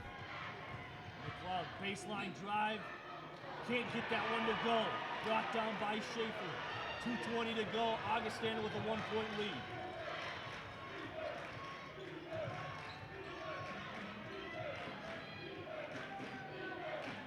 In the corner of the run. Schaefer, three-pointer. Bang! Man, him and Cartwright have really put down some daggers here. And now it's time to see what this Maverick team is made of here. Down 4 now, under 2 minutes of play. What can they do? Krieger, he'll answer himself. And that was a big three from Mr. Kevin Krieger. And he pumped life right back into this MSU crowd. As the Mavericks have seen their lead dwindle to a 1-point deficit, but now a 3-point deficit. As they once had a 16-point lead, which was the largest margin, and now the largest margin of Augustana was 4. They go back into the 2-3, making them shoot the basketball to try and beat them. Kersey looking to drive. Floater, no go. Gets his own board and one! Just what the doctor ordered in the time of need. Cameron Kersey with an and one. Great effort down low by Kirksey. They made it really challenging, the Vikings have, for the Mavericks to get those points in the paint that they were getting at a pretty high clip early on in the game. But perseverance shall overcome as Kirksey gets his own rebound and puts it down, and a chance for a 3-point play. That is a huge free throw made. Tied at 70 apiece. As the waning last minute, the agony sets in. The curiosity of how this game is going to go. Nice defensive stance there by Cameron Kersey. Juwan McLeod will walk up the basketball. Game clock, shot clock. Within 12 seconds of one another. The biggest thing is to see what Minnesota State's going to do here with a man-to-man defense. 10 to shoot. Juwan McLeod. Anderson on the drive. Up and in. Timeout, Coach Matt Margenthaler. MSU regains the lead in a big way. And that's exactly what you want to see as you're out of your star players there in Anderson and Kirksey. Coming up big when they're needed most, and 2 big finishes there on back-to-back possessions. 2-point lead now for the Mavericks with just under 30 seconds to go. And here it is again, going to come right down to the wire. Coach Tom Billiter of Augustana, you've got 27 seconds left. What are you telling you guys? What are you trying to draw on? I mean, I think it's quite simple. Get the ball in either Cartwright or Schaefer's hands and let them do their magic, so to speak, here. And you got to expect some gritty man-to-man defense coming out of this break by the Mavericks. Got to give every last drop here to put this one on ice. I mean, I think they'll take what's kind of what's open or what is given to them.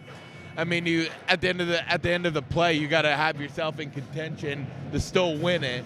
But I mean, a miss really doesn't help you, and now you're playing in the foul game, and we know the Mavericks can be a little bit spotty with their free throw shooting. So we'll see how it plays out here in the end.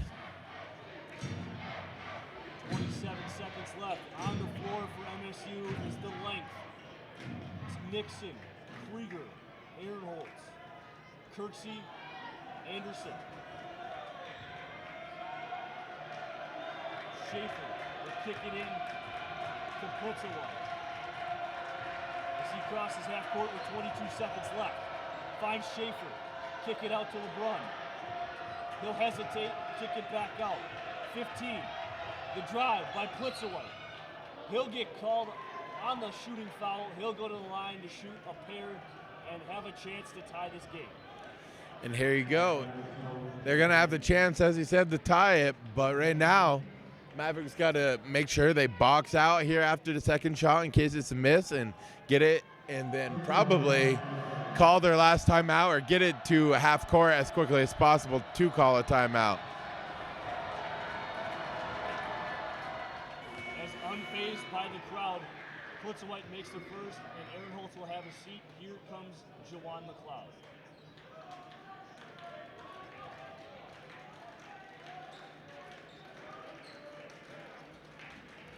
Talk about the mind and how athletes can overcome. Here's a big situation right here for the man standing at the free throw line to tie the game with 10.5 left. Putzaway makes the second. Timeout Augustana. Each team's got one apiece. Putzaway has now got 20 points to lead. Augustana is short, but he's also tied with Jamal Nixon. Carlos Anderson with the game high 20. Yeah, he's kind of been the dark horse and really helped move along this Viking offense. And I'm sure it's been a pleasant surprise for Augustana. But here we are, a chance to win it. One timeout, got to get to the rim. A foul helps. Shooting free throws or just an easy two here. And you have the chance to seal your own fate.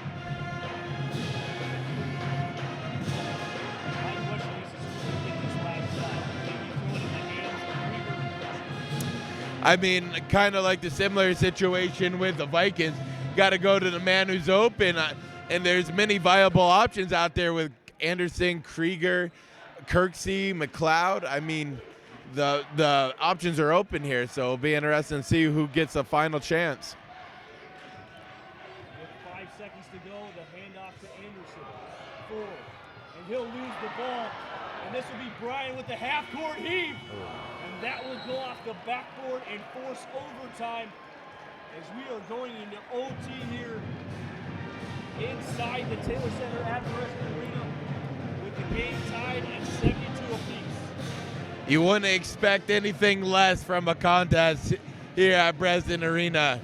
And here it is, 5 more minutes, 72-72.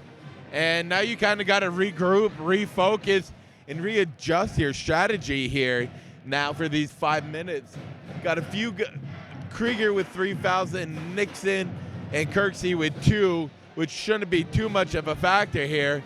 But let's see how they adjust here for this final 5. One of the things I like to say is nice job on the defensive effort in the sense of foul.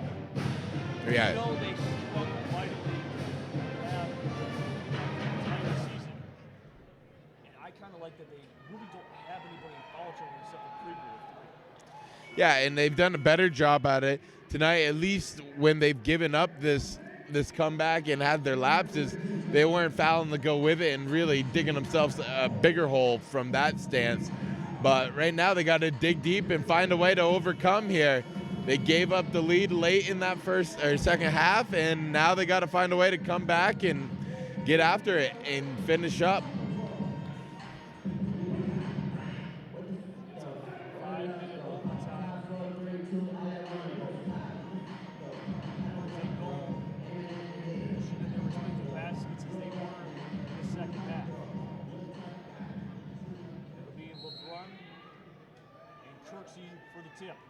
Kirksey wins it for the second consecutive time. McLeod. Directing traffic. Drive. The kiss off the window will go no. Putzaway. their first possession of overtime here. For Augustana, puts away, going, backing down, turnaround hook, no good. Kirksey with the ball. And here we go. Now let's see what the coaching staff has got dialed up for the Mavericks here. We almost had two guys in a double-double here. That's a nice effort there by McLeod, but he cannot get it in his hands. As Krieger has got himself 14 and 10. Oh, now Kirksey does have it as they just updated the stats. Kirksey's got 16 and 10. Kirksey, take the three from the wing. Right on cue, Mr. Number 21. He always seems to find a way to step up when it's needed most, and that was a big shot there from the left three-point lane. And I like this little switch up on defense here. As McLeod, LeBrun is 6'6". He takes LeBrun and Plitzer-White goes to Nixon because Plitzer-White has had one heck of a time and with ease actually getting Juwan McLeod to back him down and basically score ease. Yeah, and Nixon is really the defender you look to kind of slow down or eliminate the strongest offensive player for the opposing team. And right now, you can, as you said, they made the switch. As the turnaround jumper from Schaefer is no good, and they're 0 for 2 to start this overtime period. As the bench for Augustana gets up to cheer on their teammates. Nixon with 15. 2 minutes have come and gone. Kirksey will get it knocked away with 9 to shoot. And that's a nice take there by Kirksey as he's looking to make it 2-possession game.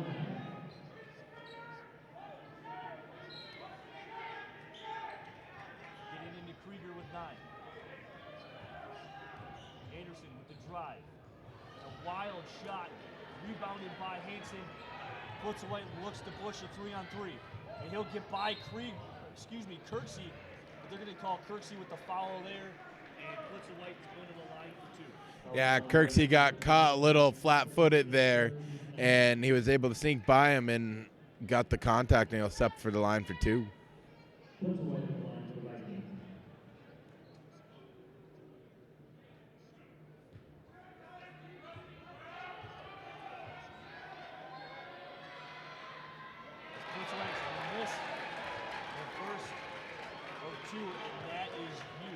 Also, in overtime, we'd like to say the fouls do not reset.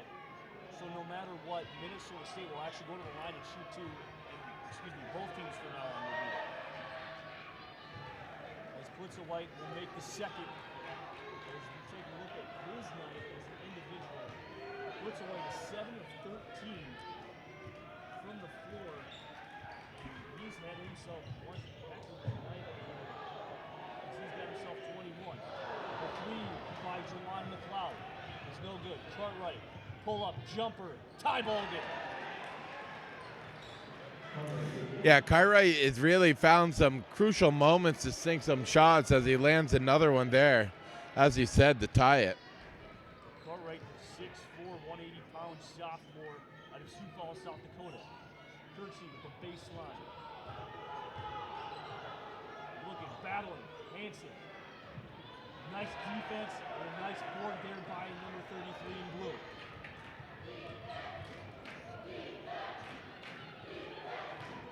Plitzer-White looking to shake Kirksey, but he'll have none of it.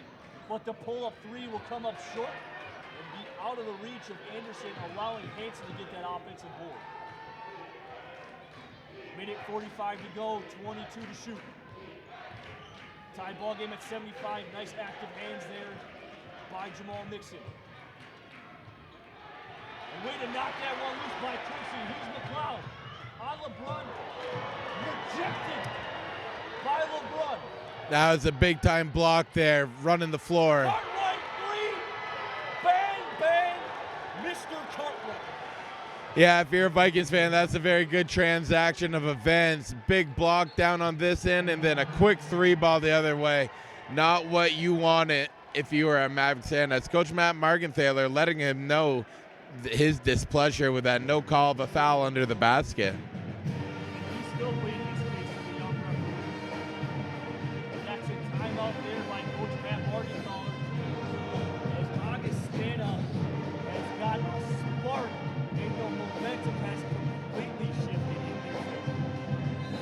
Yeah, that, and it's quite amazing what one shot can do, just like that 3-ball did. Now you find yourself reeling a little bit, down 3, a minute 13 left here, and you got to find a way to get back ahead in a couple possessions here. They're playing really tough defense. They're not allowing a lot of easy shots or good looks the past few drives down into under the basket, and you got to look for one of your starters and stars to step up and make a play here.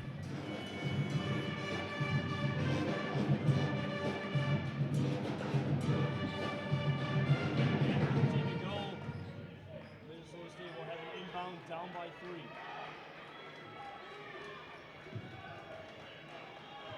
22 seconds left on the shot clock. McLeod receives a screen from Anderson. Nothing there, will kick it to Krieger on the wing. Turn around baseline, back down on Schaefer. Anderson, just under a minute. Nixon looking to drive on the smaller Bryan. We're going to call a foul on the layup. And that'll send Jamal Nixon to the line to shoot a ball. Now here it is. This is a big MO for the Mavericks as their free throw shooting. Let's see if Nixon can sink 2 crucial free throws here.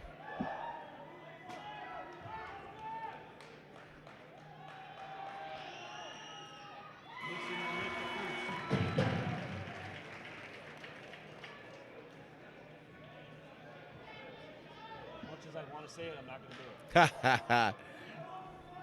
And you know exactly what I'm referring to. Sure do. As I did, and I'm glad, as Nixon will make the second one, and it's a 1-point margin right now in favor of Augustana. We'll find Schaefer backing down Anderson. And that's a nice little move there by number 24 in blue. Yeah, it was a good shoulder fake there by Schaefer and really got him out of position and a nice finish. The shot clock and game clock are separated by about 9 seconds. Krieger, 3. Tie ball game! What a great job by Krieger. You can see the confidence in his eye as he stepped up and take a big 3 and knocks it home. As the shot clock and game clock are basically equivalent. This has the making of going into double overtime, but no, it will not as of right now. We will have to wait and see with 15 seconds left. Tie ball game at 80 apiece. My goodness, Jordan, this is what you love to see as a fan. Yeah, you got all your last money's worth for tonight's ticket of admission into this amazing basketball game here. And now this is exciting. Got to see what both teams come out of the huddle with. And you got to imagine the Vikings are going to be looking for the hot hand in Cartwright here, as he has made some unbelievably crucial shots here in the very late going and extra minutes of this game.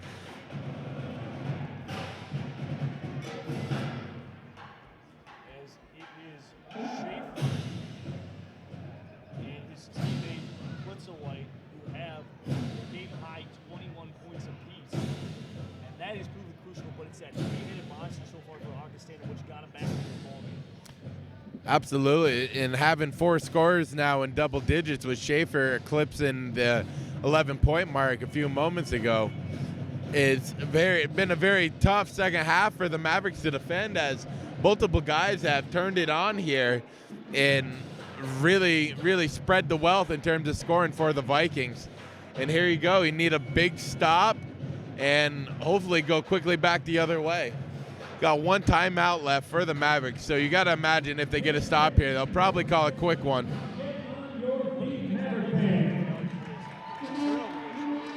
Turnovers, excuse me. Augustana's turned it over 12 times, Minnesota State has only done 8. Basically, shot clock not turned off quite yet, as there's about a 0.5 second differential. Blitzowhite receiving a screen. The pull-up 3 from Blitzowhite. No good. Rebounded by LeBron, won't get that back up. And we are going to double overtime here in Mankato. Here we go. Even more money for your ticket. More bang for your buck. Extra 10 minutes here. As you know what, I like to say in bowling, you're never guaranteed that last little thing, that last little ball Yes. in that 10th frame. So my this is free basketball. Yes, How sir. can you argue with this? You can't. Yes, exactly. It's free basketball. It's all for the students, yeah. Yeah, this is true. Because they know our dilemma. And it's exciting. You get the feeling that one of these times, whoever has the ball last is going to be the one to hit it here. But both teams now, at the end of regulation and the first overtime, have not been able to do so here. And here we go, another 5 minutes of great basketball, I might say, here at the beautiful Breslin Arena inside Taylor Center. And here we go. Just joining us, if we went into the first overtime tied at 72 apiece, and now we're going to the second overtime tied at 8. Both teams scored 8 points in that overtime period. But both teams kind of got off to that, or Augustana got off to that sluggish start. Minnesota came out with 5 quick points early. Augustana answered in just a push of a button. Yeah, well, you know, the Mavericks got a bit of a hand from Hansen, number 33 for the Vikings, getting quick 2 fouls there. And that really changed the landscape of how the Mavericks could attack the rim. And they could do it with a bit more ease than they have been lately, because Hansen's a big presence in the middle and is really good down low for the Vikings. And 3 for 3 for Mr. Emron Kirsten on the tip. 9:40 Central Standard Time here. Nixon looking for Krieger, miscommunication as Krieger looked like he was being held by LeBron, but the referee's going to let that one slide. And those are the possessions that just got to irk you a little bit as a coach there. Every single one of them is very crucial here, obviously, in double overtime. And to throw one away like that, it's got to be a little bit disheartening. Here's LeBron, the drive on the shorter McLeod. Schaefer, the left turn and hook over Krieger is good.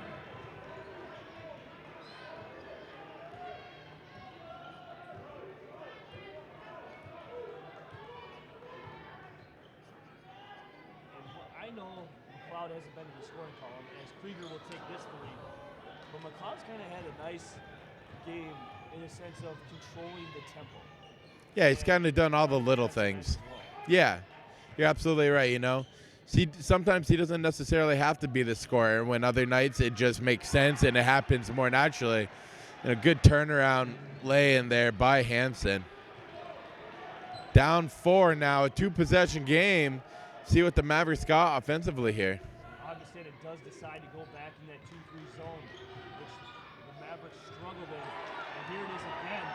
The 6'8" fella strips it out of the hands of McLeod. White will put it up and in with a crazy acrobatic shot. And he extends the lead to 6. Man, he's really made some difficult shots. And being a freshman, I mean, you got to be very happy as an Augustana fan for what he's put on tonight for a performance. As the Augustana traveling crowd here is on their feet in applause for the start of this second overtime period, as they have a lot to be happy about at this moment. Yeah, you gotta right now. If you're the Mavericks, gotta straighten out the back and get tough here. You need some big steps or big stops, excuse me, on the defensive side here, and we need to get something here. A big 3 ball would go a long way here, because that would knock it back down to a 1-possession game. But a very tough position, down 6 with under 3.5 left.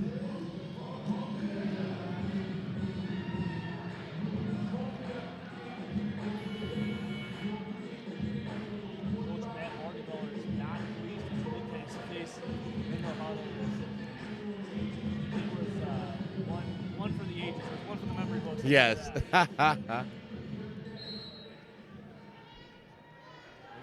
finds his team down 6 as they go back to the man-to-man. Looks like Carlos got hit on the nose or maybe in the left eye. Hard to tell from here, but he just went down there. They're gonna,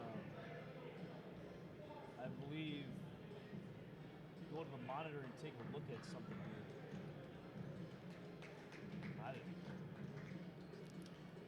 To me, this is kind of interesting on what this could be about. Yeah, I'm not quite sure here.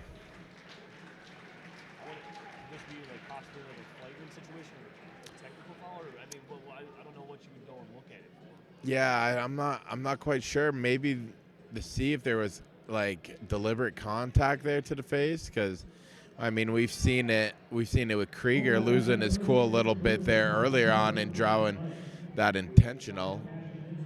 It didn't look intentional by any means. No, and that's why I'm not trying to jump to too many conclusions here what it could possibly be.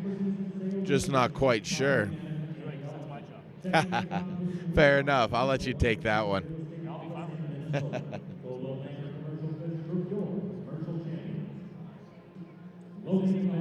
Nice comeback from behind to get that lead here for Augustana. If they've done everything right coming down the stretch of the tournament.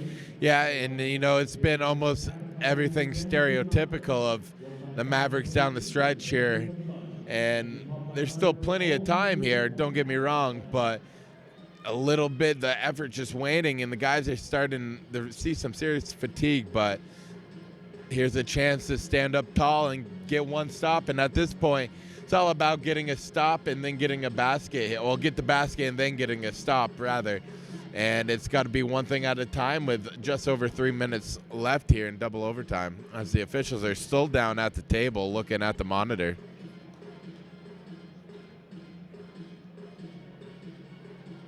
I kind of wish we were courtside so we could kind of hear what they were talking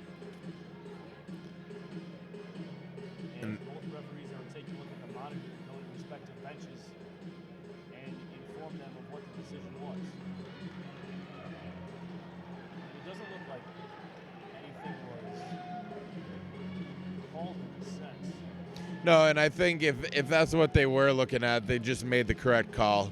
There was no malicious intent in that. I think it was just an accident. It was Yeah. probably just to see if they would call it. You know? Fair. As they'll throw it in the backcourt just to get it inbounds with 10 to shoot. 2 minutes have gone by already. McLeod, pull up, jumper in the lane is no go. And another board by number 33, Hanson. Yeah, he's really changed the complexion of that Viking defense, has he not? I mean, his big presence in there has just really made it difficult for the Mavericks to get to the rim the way they normally do. And Hanson, especially being only a freshman, it's kind of scary to see what he can be. As there's 3 to shoot, baseline by Plitzowite, and the up and no go as that'll slick its way out of the rim. And the Mavericks have a limited time to try to get back in there and at least get a bucket here in the second overtime. Kirksey just short. And that was right there, wide open, but just can't find a way to get it to fall through. And if you're Coach Matt Margenthaler, you're definitely okay with Kirksey doing that because there was nobody within 4 feet of him. Absolutely. He's a guy that's got a trusted shot, maybe not so renowned from out behind the arc, but still one I would trust to take a crucial shot like that. As the Maverick student section is pretty quiet here as Cartwright, the pull-up jumper, brought down by Kirksey, and that's his 12th rebound of the night. Need a basket of almost any kind here. Too much. Nice defense there by Cartwright and Plitzowite. Sometimes the Mavericks get a little dribble happy and don't move the ball as well. Anderson, corner 3, well short. Gets his own rebound. Will go back up, and he blows the layup. Yeah, I got a little too excited there, and now here comes the cat and mouse game of the fouls.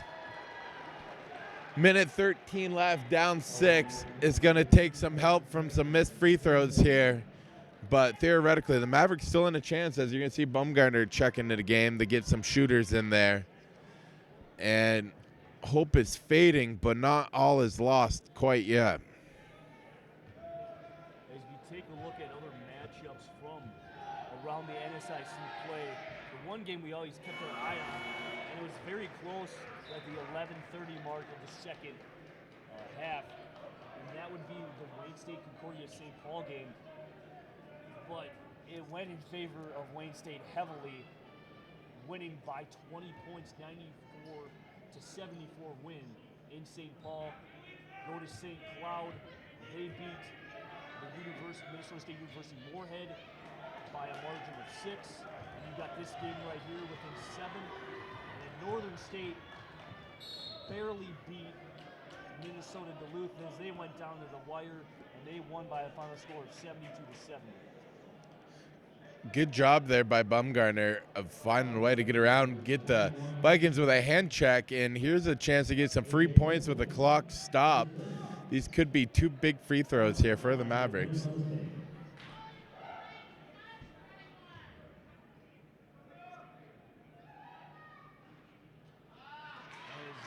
Bumgarner get that shooter's bounce, and he finally gets it in as Ash is in the ball game. 6'9", trying to get some size.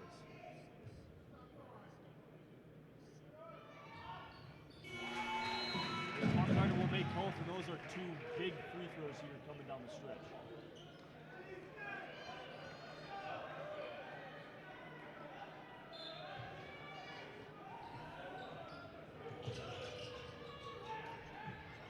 That's a nice defense there as they find a way to get out of it. Here's LeBron going to Krieger. Oh, man. And he gets the end one, and that could potentially seal it for the Vikings. They had an opportunity there. They had a good trap down on their own baseline, but able to get the cross-court pass, and it was right to the rim for LeBron, and gets a tough finish after the hard contact there by Krieger. As here comes Brian in for Cartwright as Ehrenholz tries to sneak down the length of the court. As you see some fans starting to make the way towards the exits as they think that this one is pretty much in hand. But we've also seen crazier things like Tracy McGrady scoring 13 points in a matter of 30-something seconds. Bumgarner, 3, pulled up, no go. That's tipped out by Nixon, and that'll put the ball in the hands of the Vikings.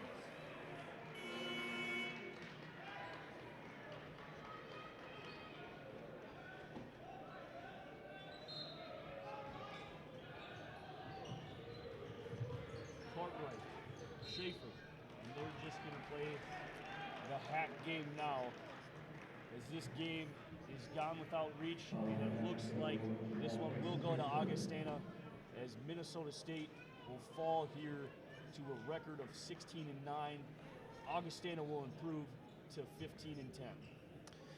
Yeah, Schaefer had a very impressive but at the same time almost quiet second half this evening. He's now at 23, working on 24 here with that free throw. And him and Plitzowitz really made the Mavericks struggle this whole second half with their sharp shooting. And the defense is kind of waned there. You know, Anderson and Kirksey did a pretty decent job of keeping them around here, but just a little too less on the defensive side here for the Mavericks in the late going. Mavericks find themselves by 10 in this overtime. Bumgarner will take it himself.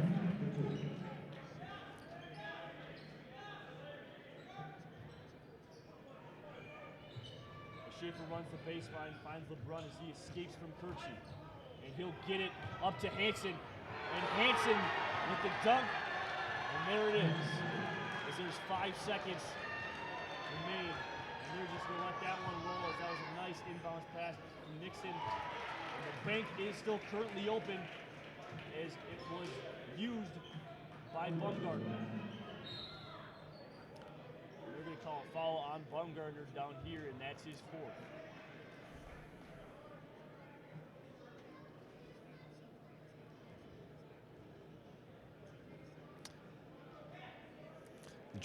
Just not quite enough in the tank to really finish, and that's something Coach Matt Margenthaler has really stressed, is just not finishing out with the same intensity as he started and really closing these teams out. As you can see, some of the disappointed faces there on the Maverick bench here.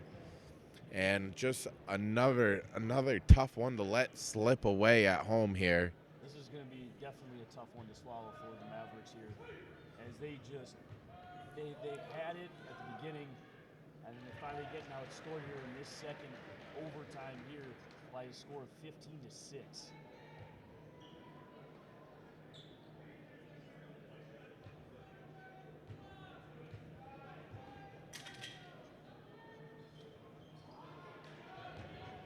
puts away for the missed free throw. Augustana up by 9. Bumgardner with the 3, and he'll go to the line to shoot 3. And that'll be called on Ryan. That's his 4th. Team probably 14th. Yes, and right now you just got to make them. Hopefully things can go your way. Play good press defense. Finish out strong here. There's not quite the effort you're looking for in the second half, and you got to give credit to the shooters of Augustana. They really stepped up and found their way and really propelled, if you will, the Vikings team as a whole to this lead right now, which is looking like it may hold here with 27.5 seconds left. Bumgardner will try to doink it, off the front of the rim. And Ehrenholz from the run. Hansen with another dunk here late in the ball game, and that one will for sure do it. And that'll be the ball game here as Augustana will take this one as Ehrenholz from the logo, but Ehrenholz is not quite done yet as the Mavericks pull within 7. And they're not going to play the hack game anymore, as they're just going to get this one across half court, and that'll be the ball game. That's a nice come from behind victory for Augustana as they take this one 97-90, and a nice road victory as they're going to go up to St. Paul here tomorrow night. We will be right back with the Maverick postgame show. You're watching men's basketball.